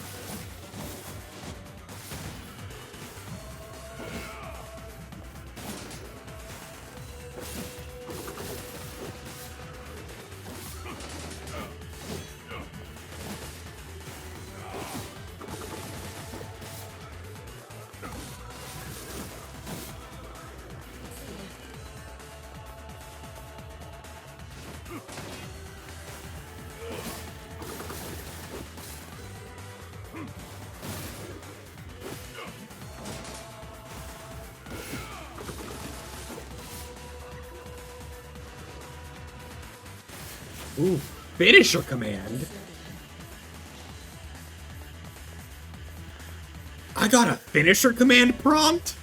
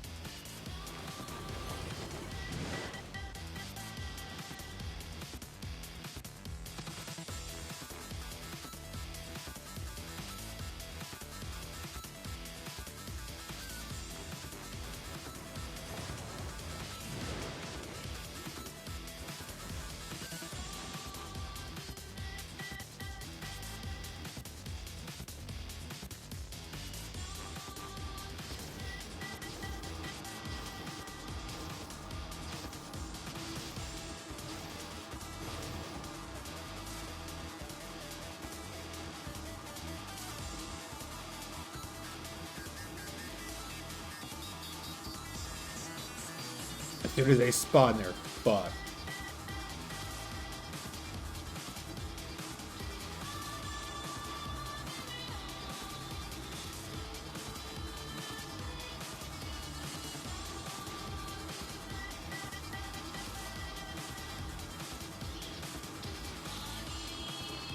Where you at?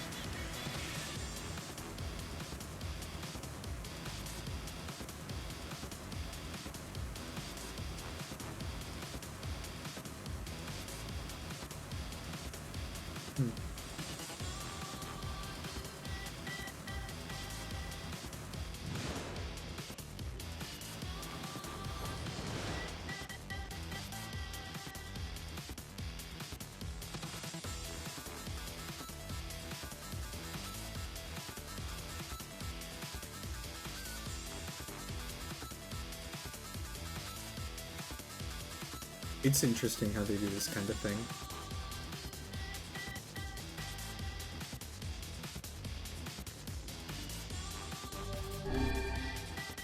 Might as well top off.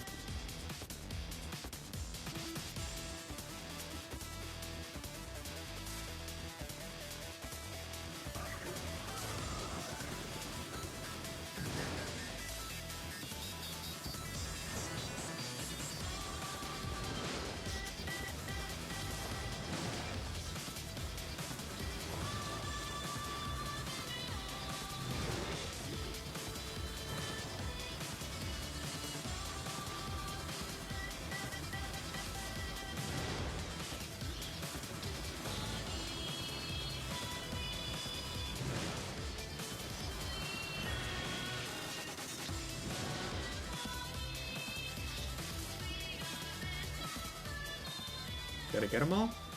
Yeah, we're in FPS now.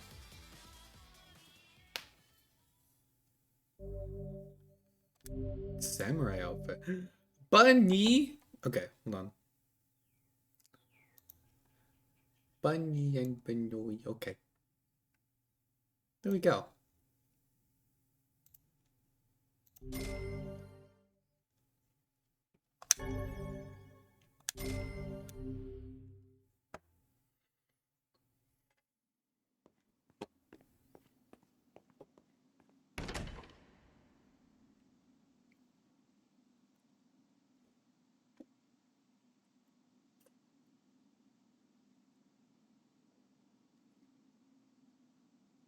All right, let's see that. Let's read that weapon we got.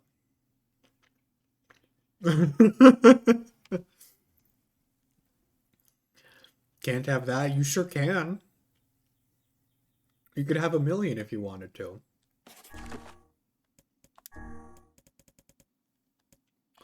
Fool's Lament. That's not what I wanted.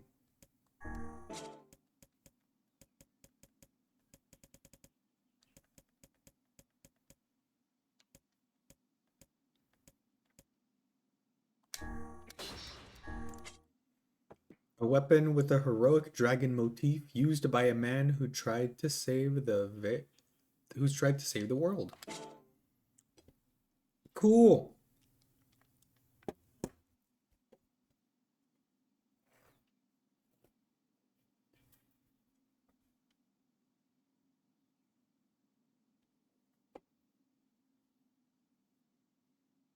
I'm still eating.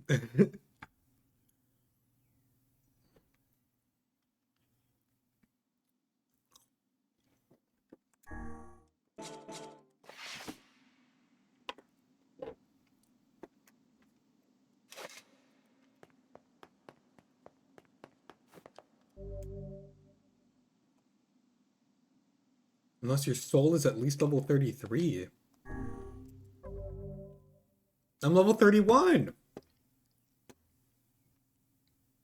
I think I can handle it, right? I can handle it.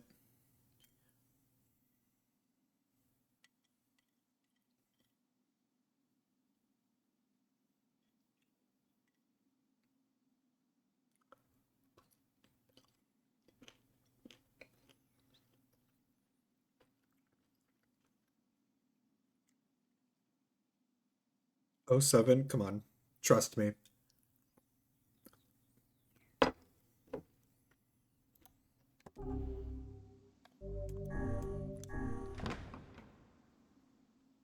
I got it. Check it.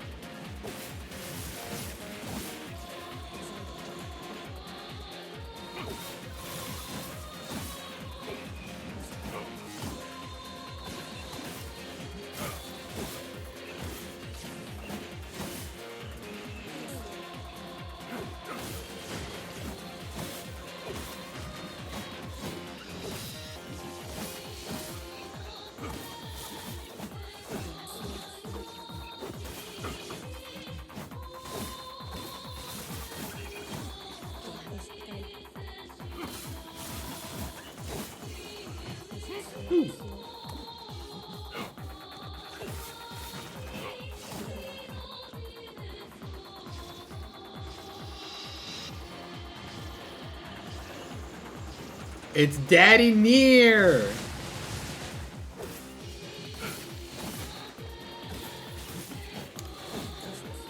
That's right.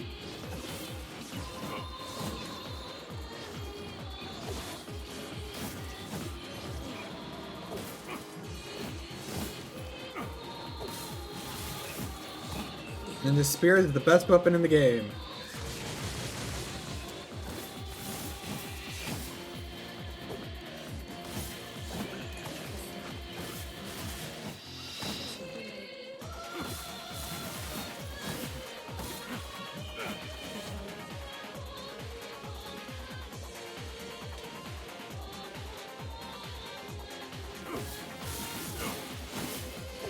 This was your original NieR?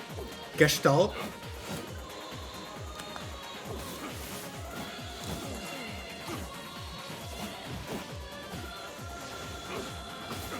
Yeah.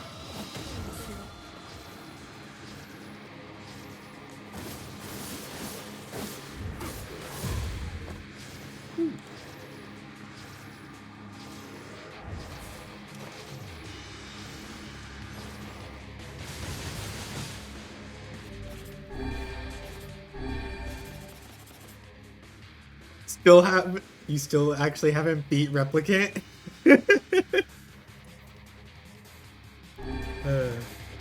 That's fine.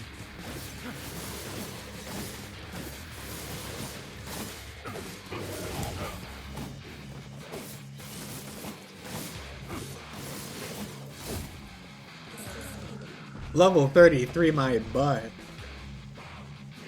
Have trouble motivating yourself to play things already know the story too? That's fair.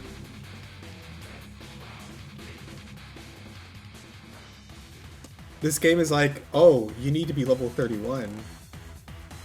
And I'm like, oh, you need to be 33. I'm like, I'm level 31. I got this.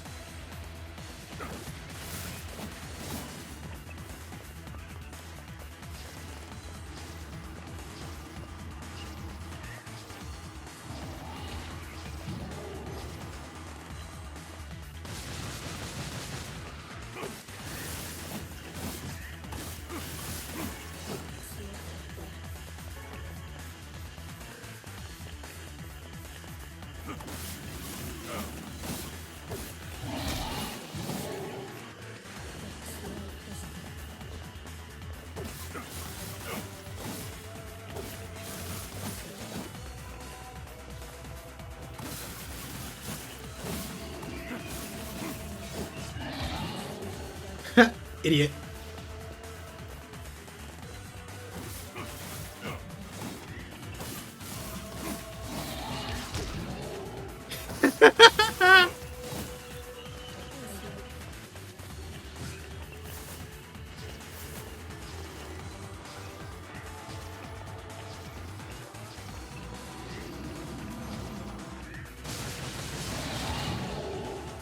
I got bonked this time.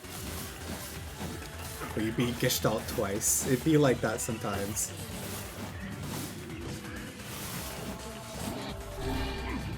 Ow.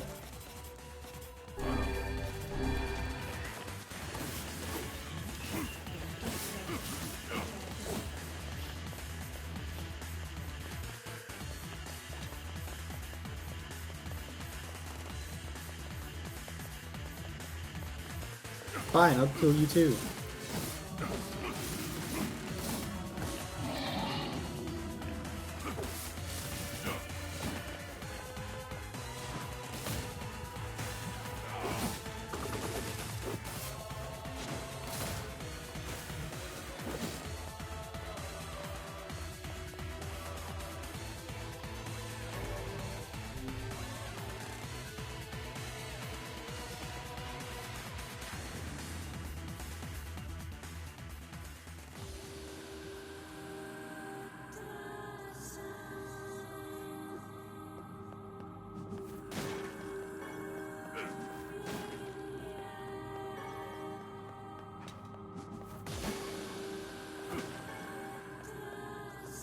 Rusted clumps.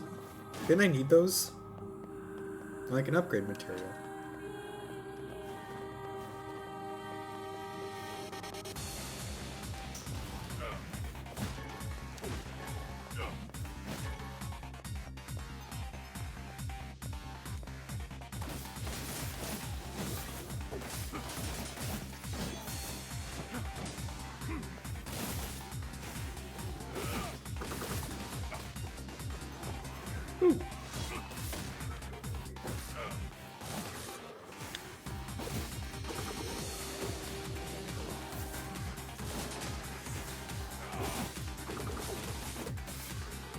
A lot of goodies.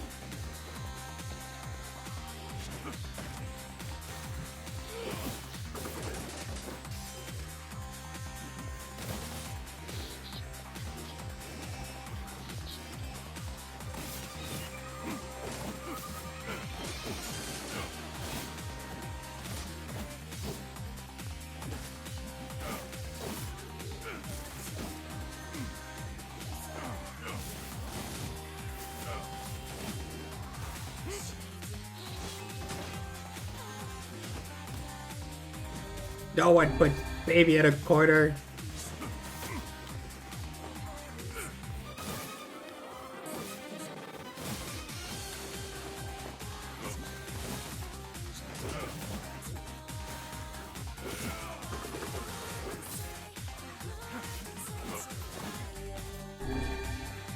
Okay.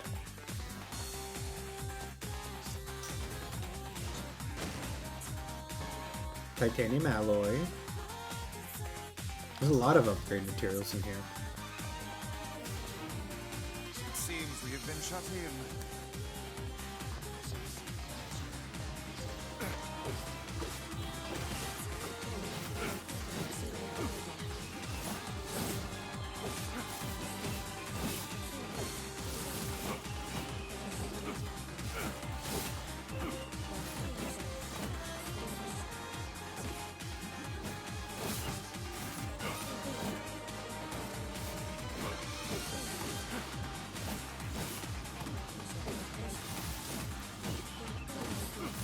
And these don't seem to be pretty long either.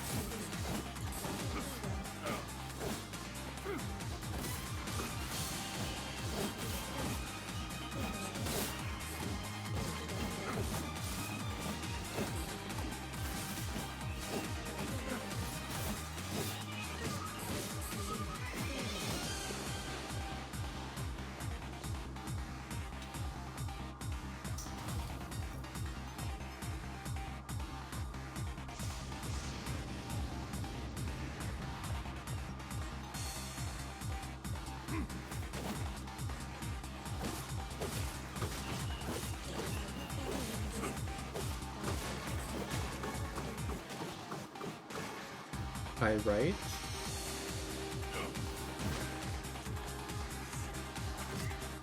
Woo.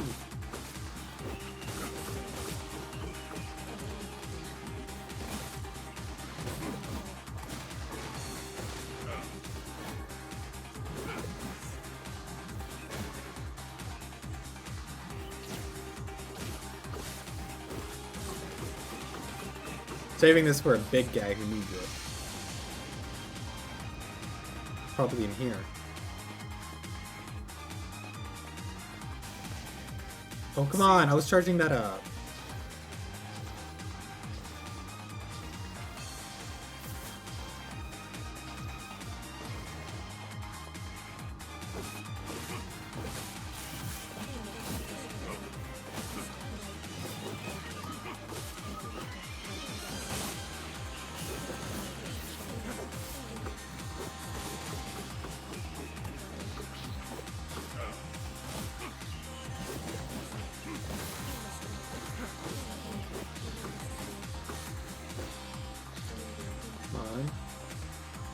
Well, they're bigger at least.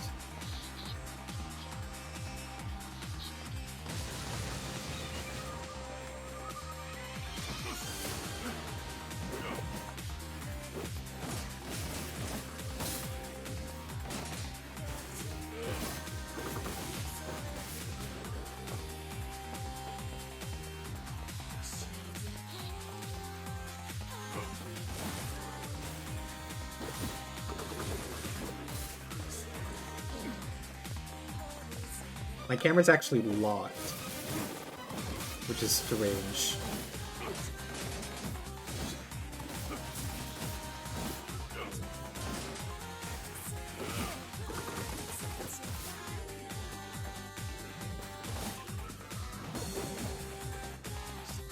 There we go.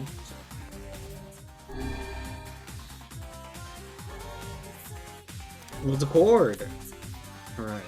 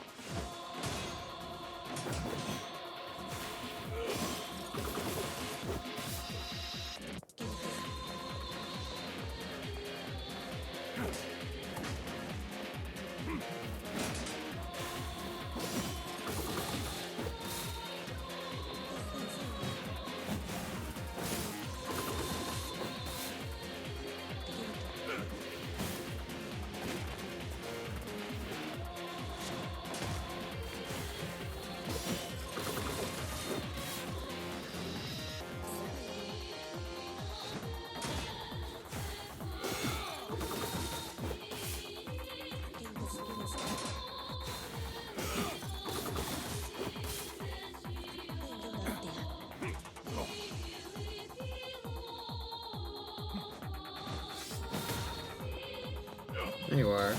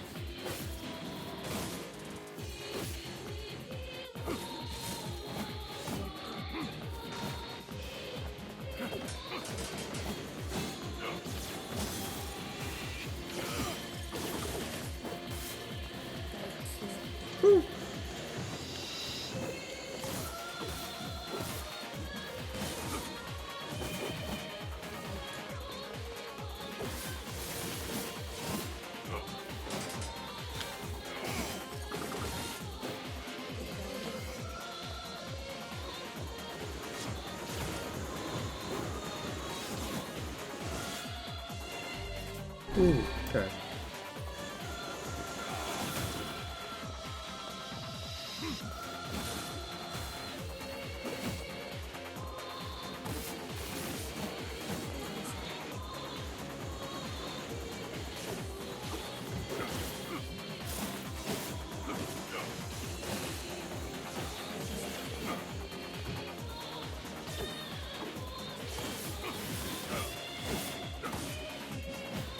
So many bullets!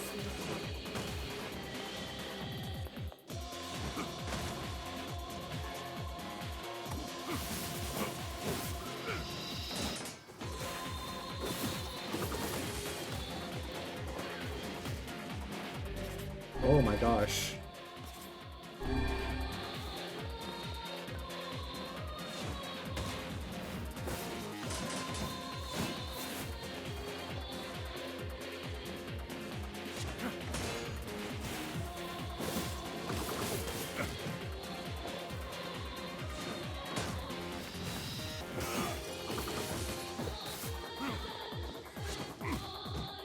Stop it!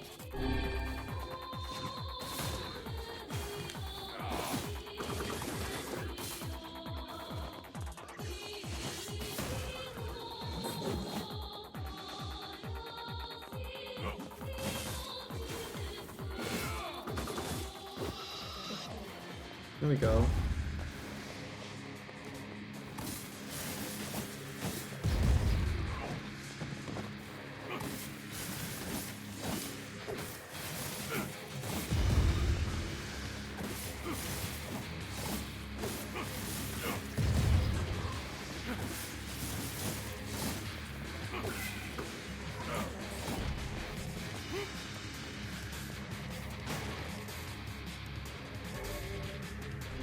Okay.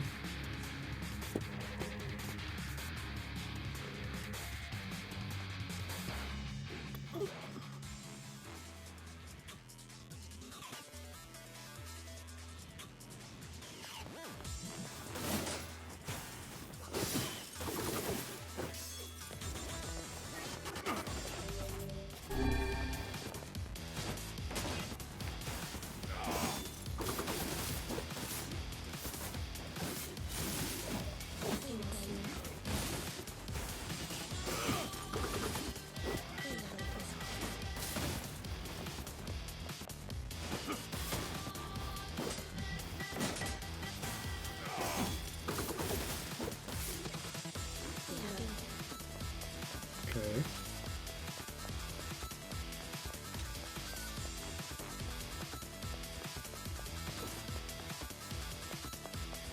Where do I go?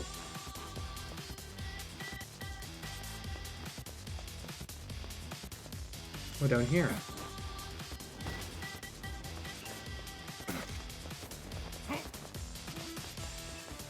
Okay. Let's do Dark Hand.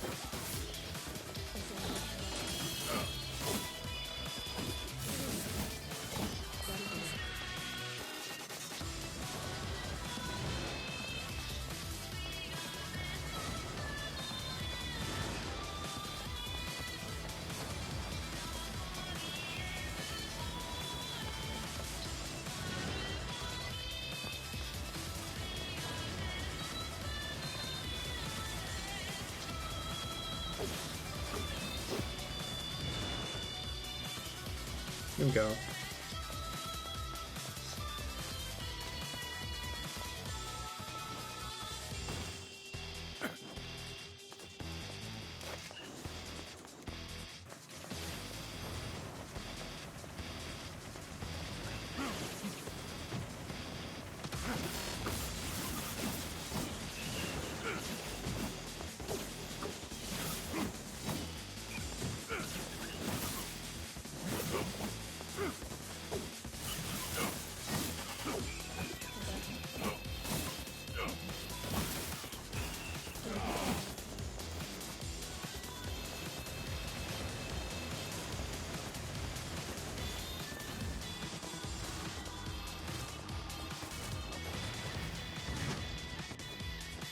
Oh my gosh, please hit.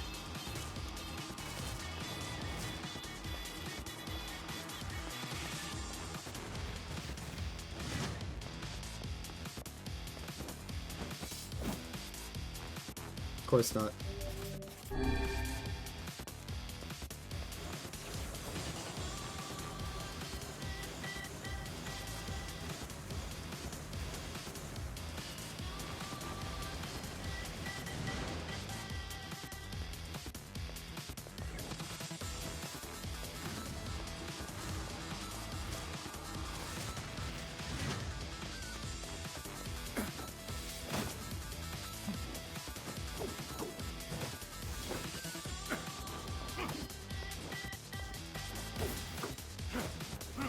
Here we go.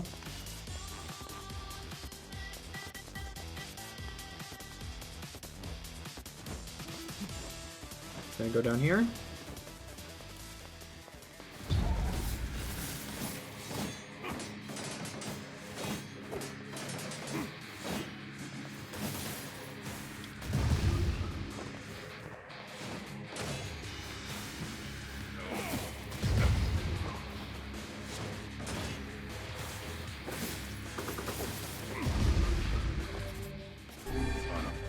Alright, well, I'm just gonna do this.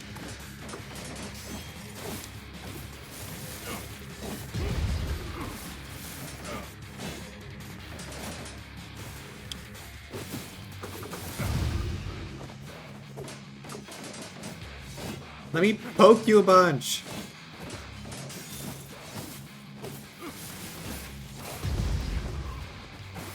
Let me poke you a bunch. Get poked.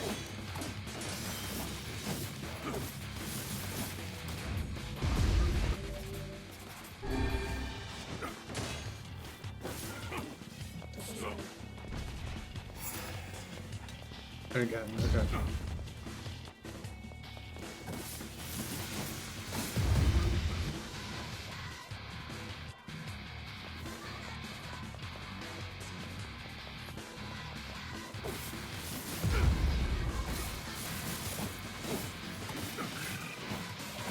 Okay.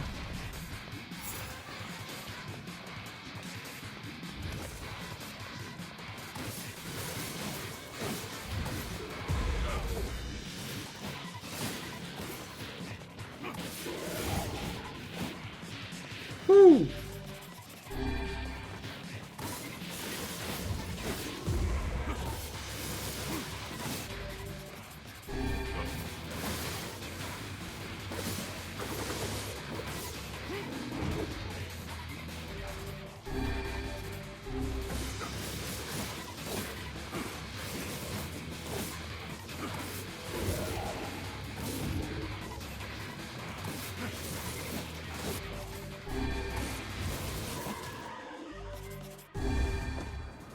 Oh, come on.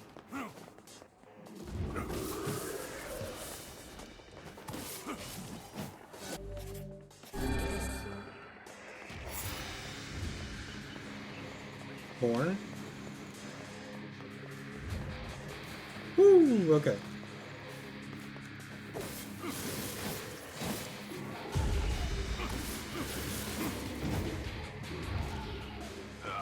Oh my gosh. Okay. Please don't make me do all of that all over again. I will. Something wrong? I Oh feel my as if gosh. I know what you mean. the dark. Yeah. The Please don't make me do all of that all over again.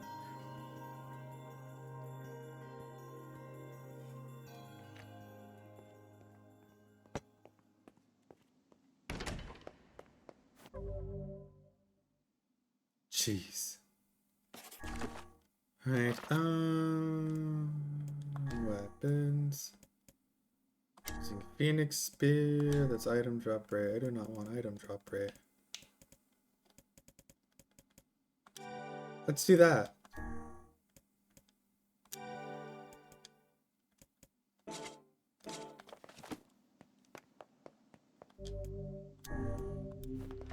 XP and XP and attack.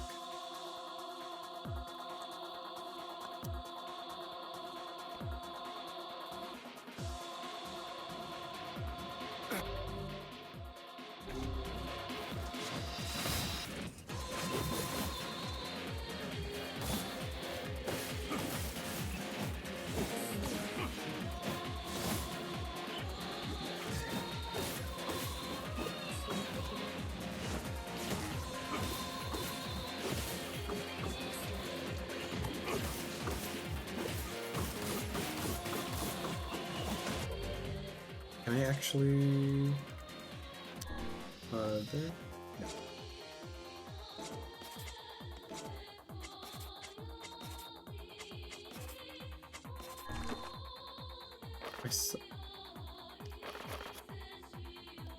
I have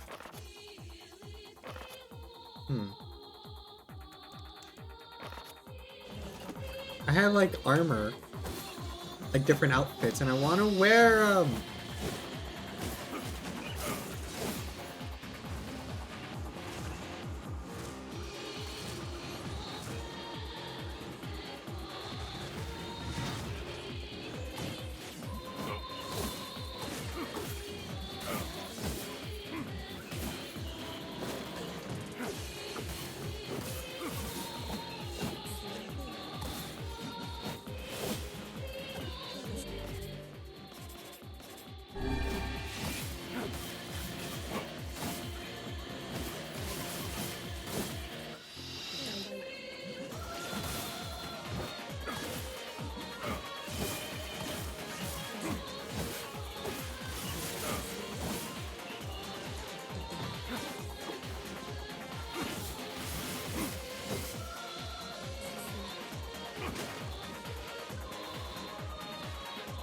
I bet that was the last one too.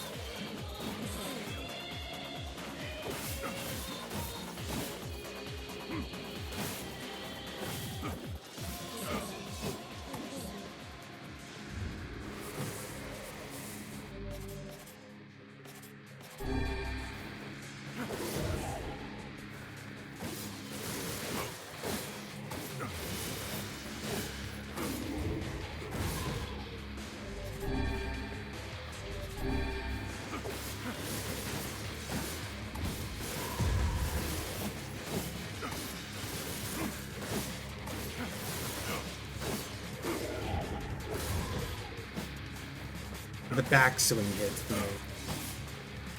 Here we go.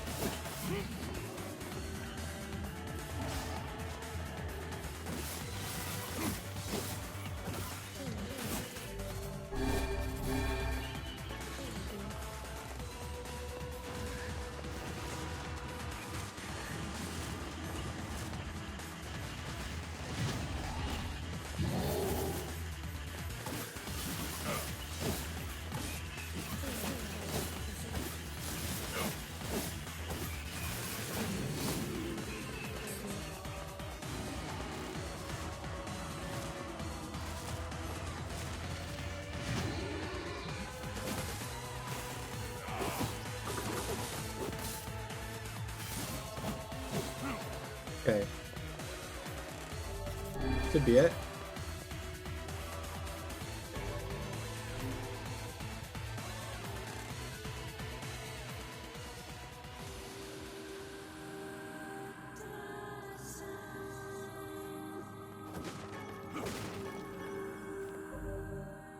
Am I actually getting those clumps?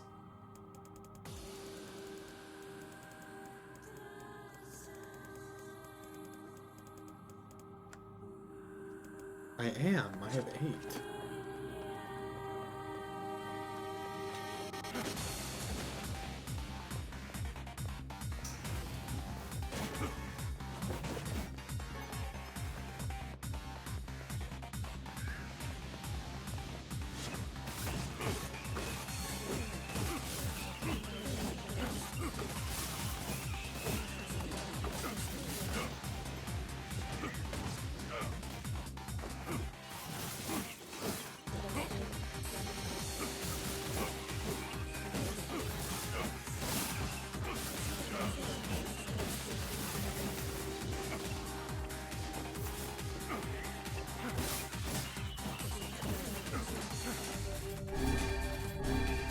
Millie, what are you doing?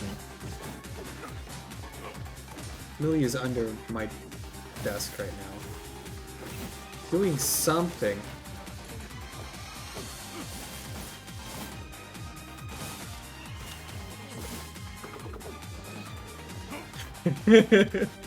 Just spamming P.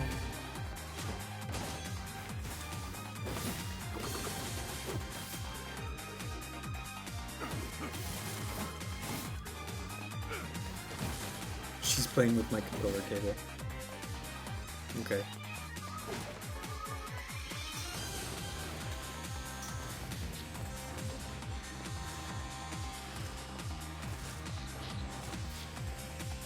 It seems we have been Millie.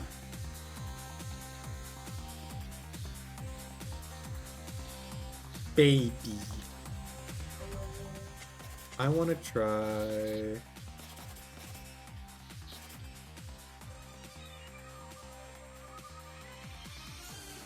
this. And...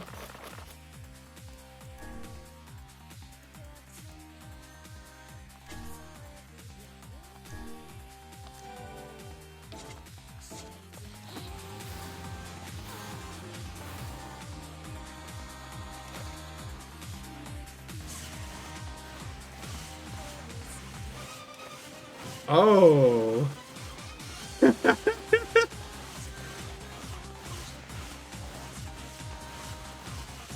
Wait, that's so good.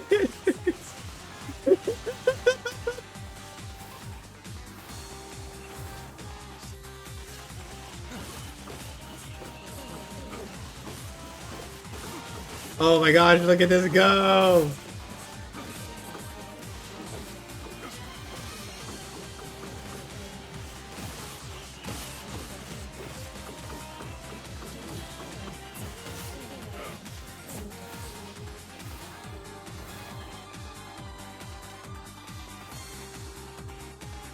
Oh, that's so good.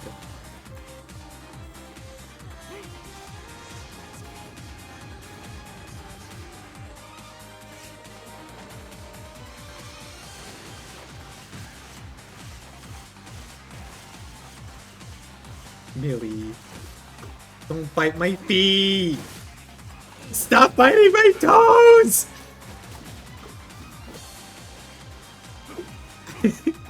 Ah!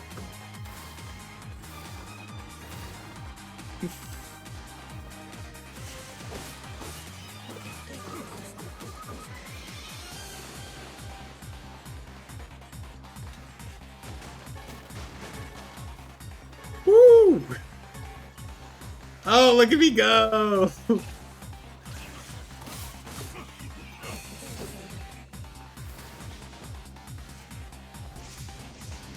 Oh, I love this. see.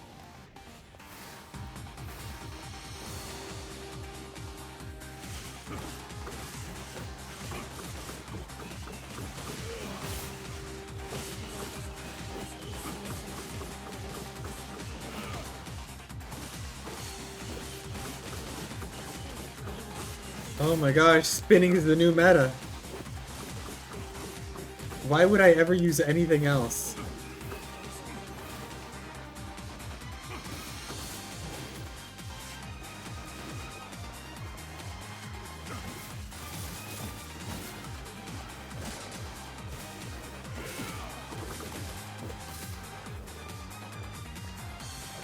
Only way to win is spin to win.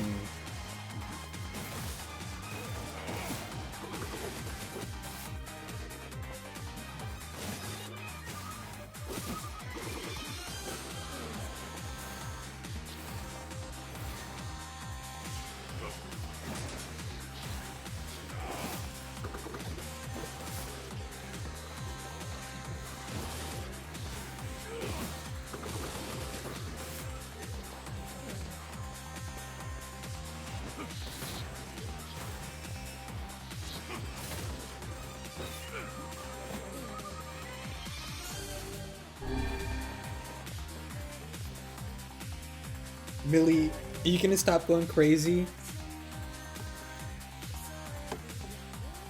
Can I put my feet back under the desk now?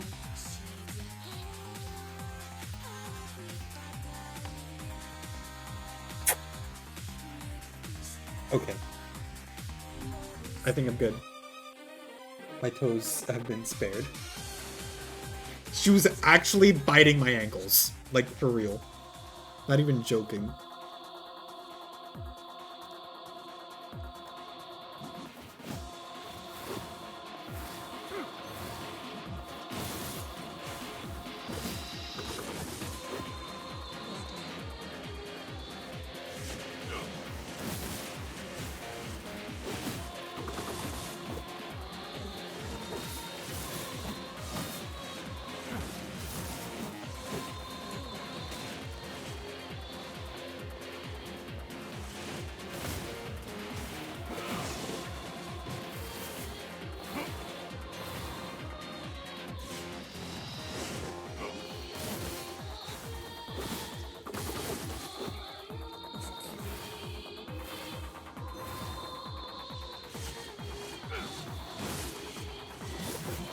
The journal entry was very sad. Yeah.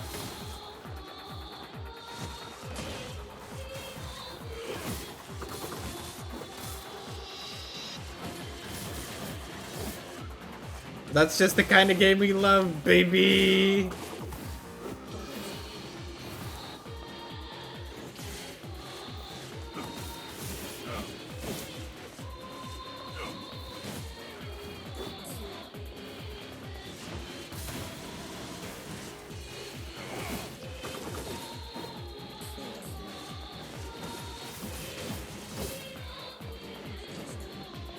Yona's incredibly precious.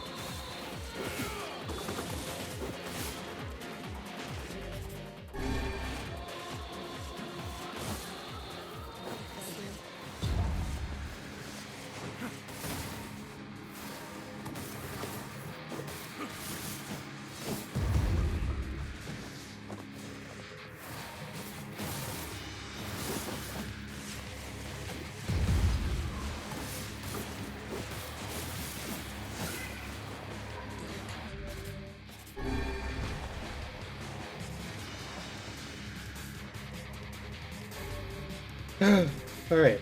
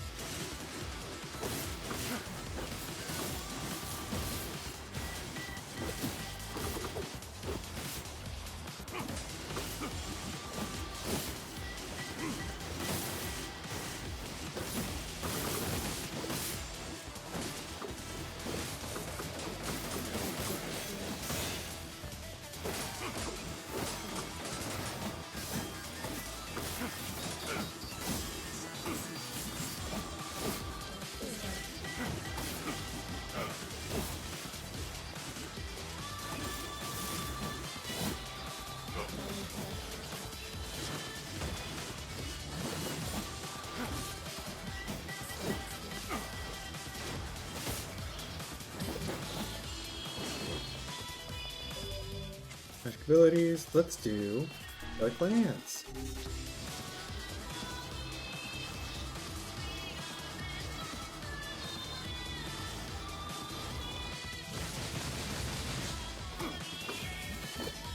And then let's do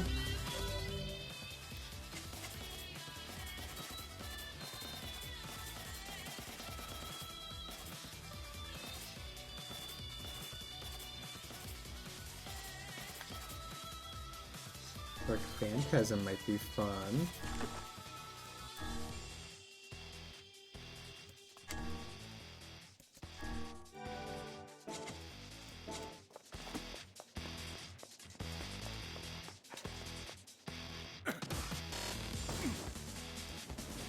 Oh, come on.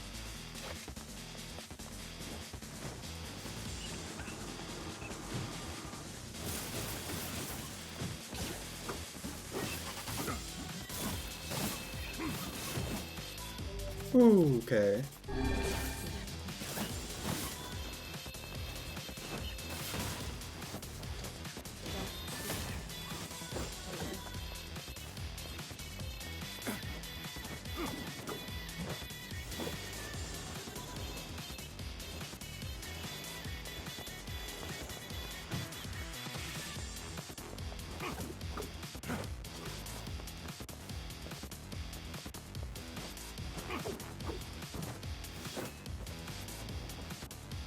This fucking... Ah!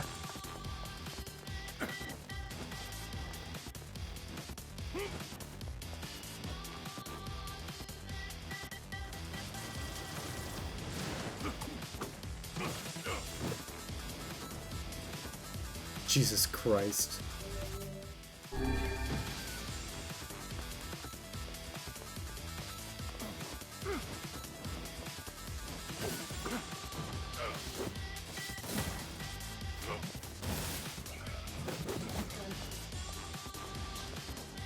Here we go.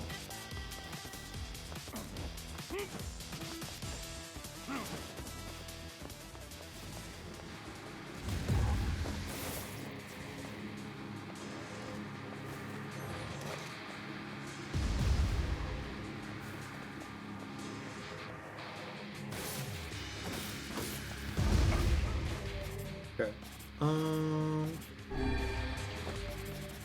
And a strength drop.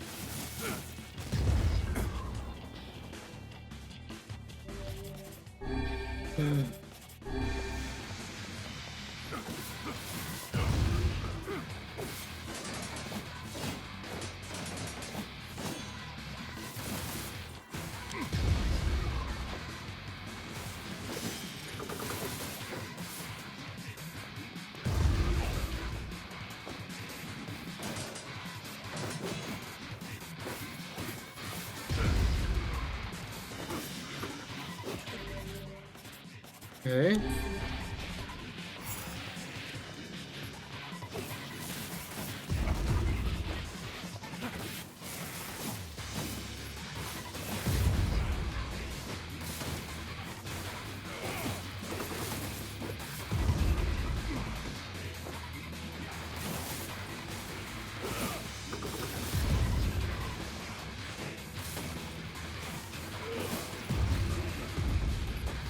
Jeez.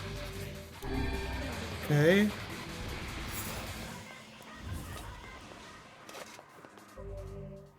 Okay.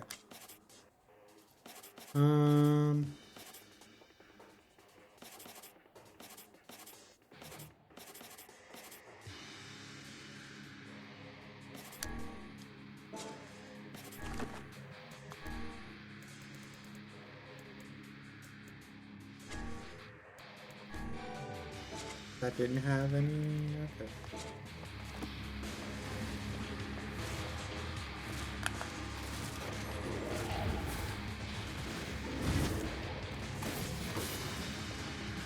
That felt cheap.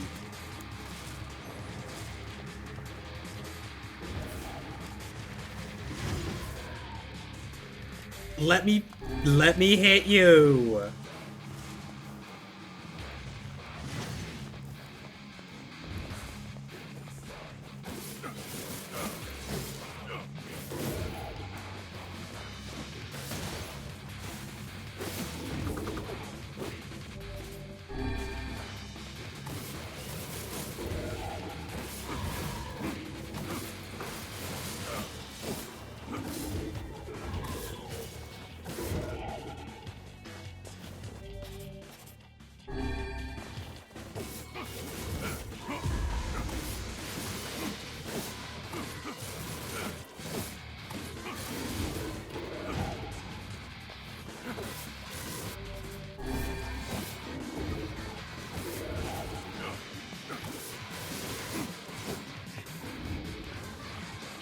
Okay.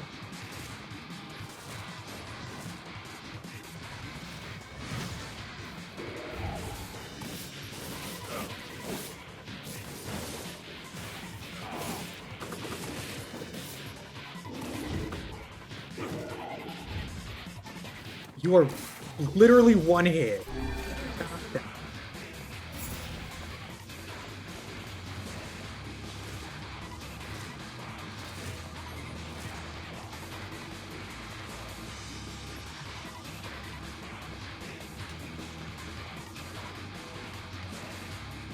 Okay.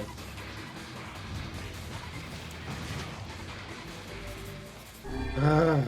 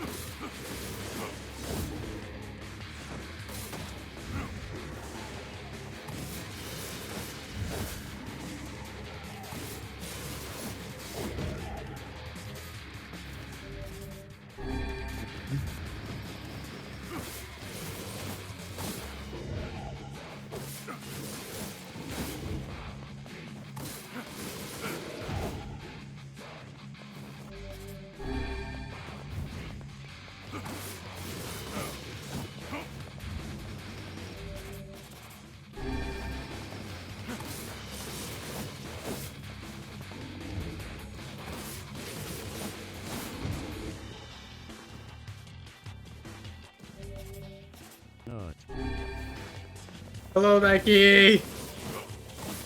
I'm struggling because of this thing easily two-shots me very hard. Okay.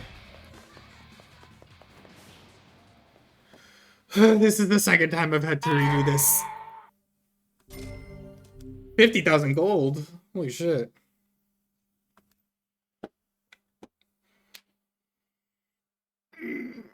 I hope I finished it. I think that was the very end.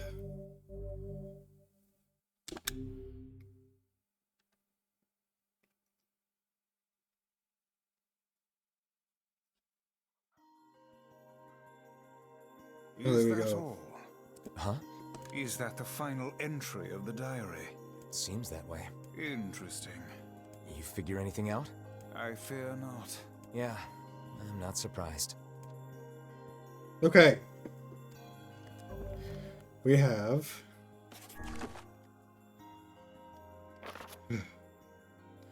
93% weapon collection now. Alright. Fool's Accord. Few details. A lance birthed as part of a pact with an ancient red dragon.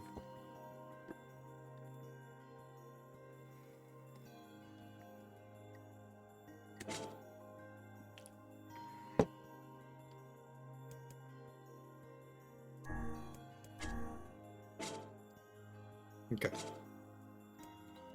So, I have that. Now I just need...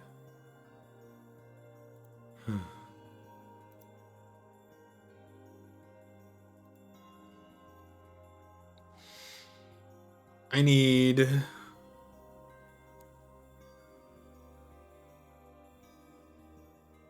iron pipe. And...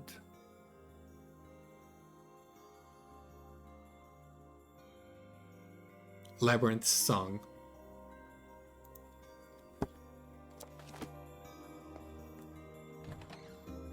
That's it. But Labyrinth Song should be given to me.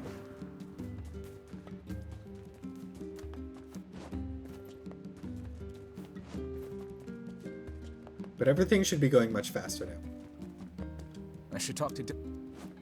Talk to Devil first, okay.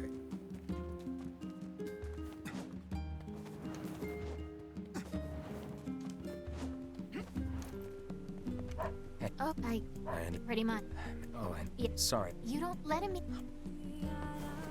we go! Speedrun strats! Baby, skip dialogue.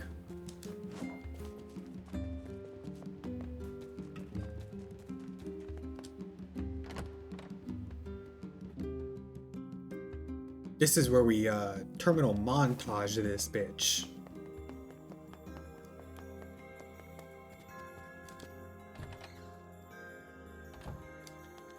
Oh, but look. Yeah, you're just... It's. Oh, you. That's it. But...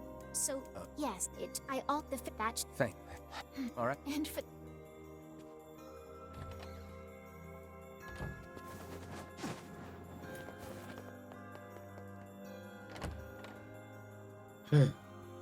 We can finally move on with the story. What time is it?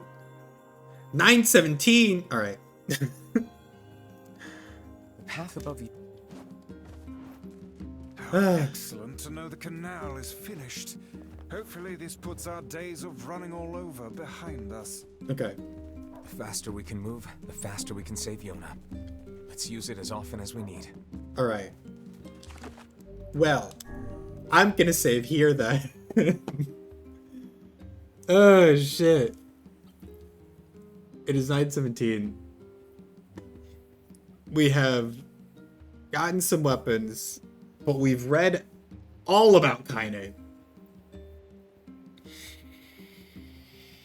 Millie. She wants some attention. And I want to give it to her. So,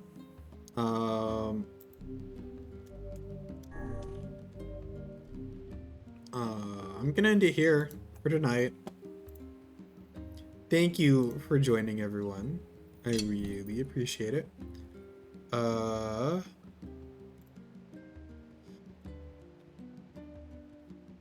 So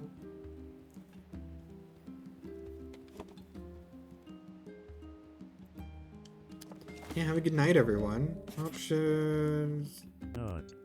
Other quick.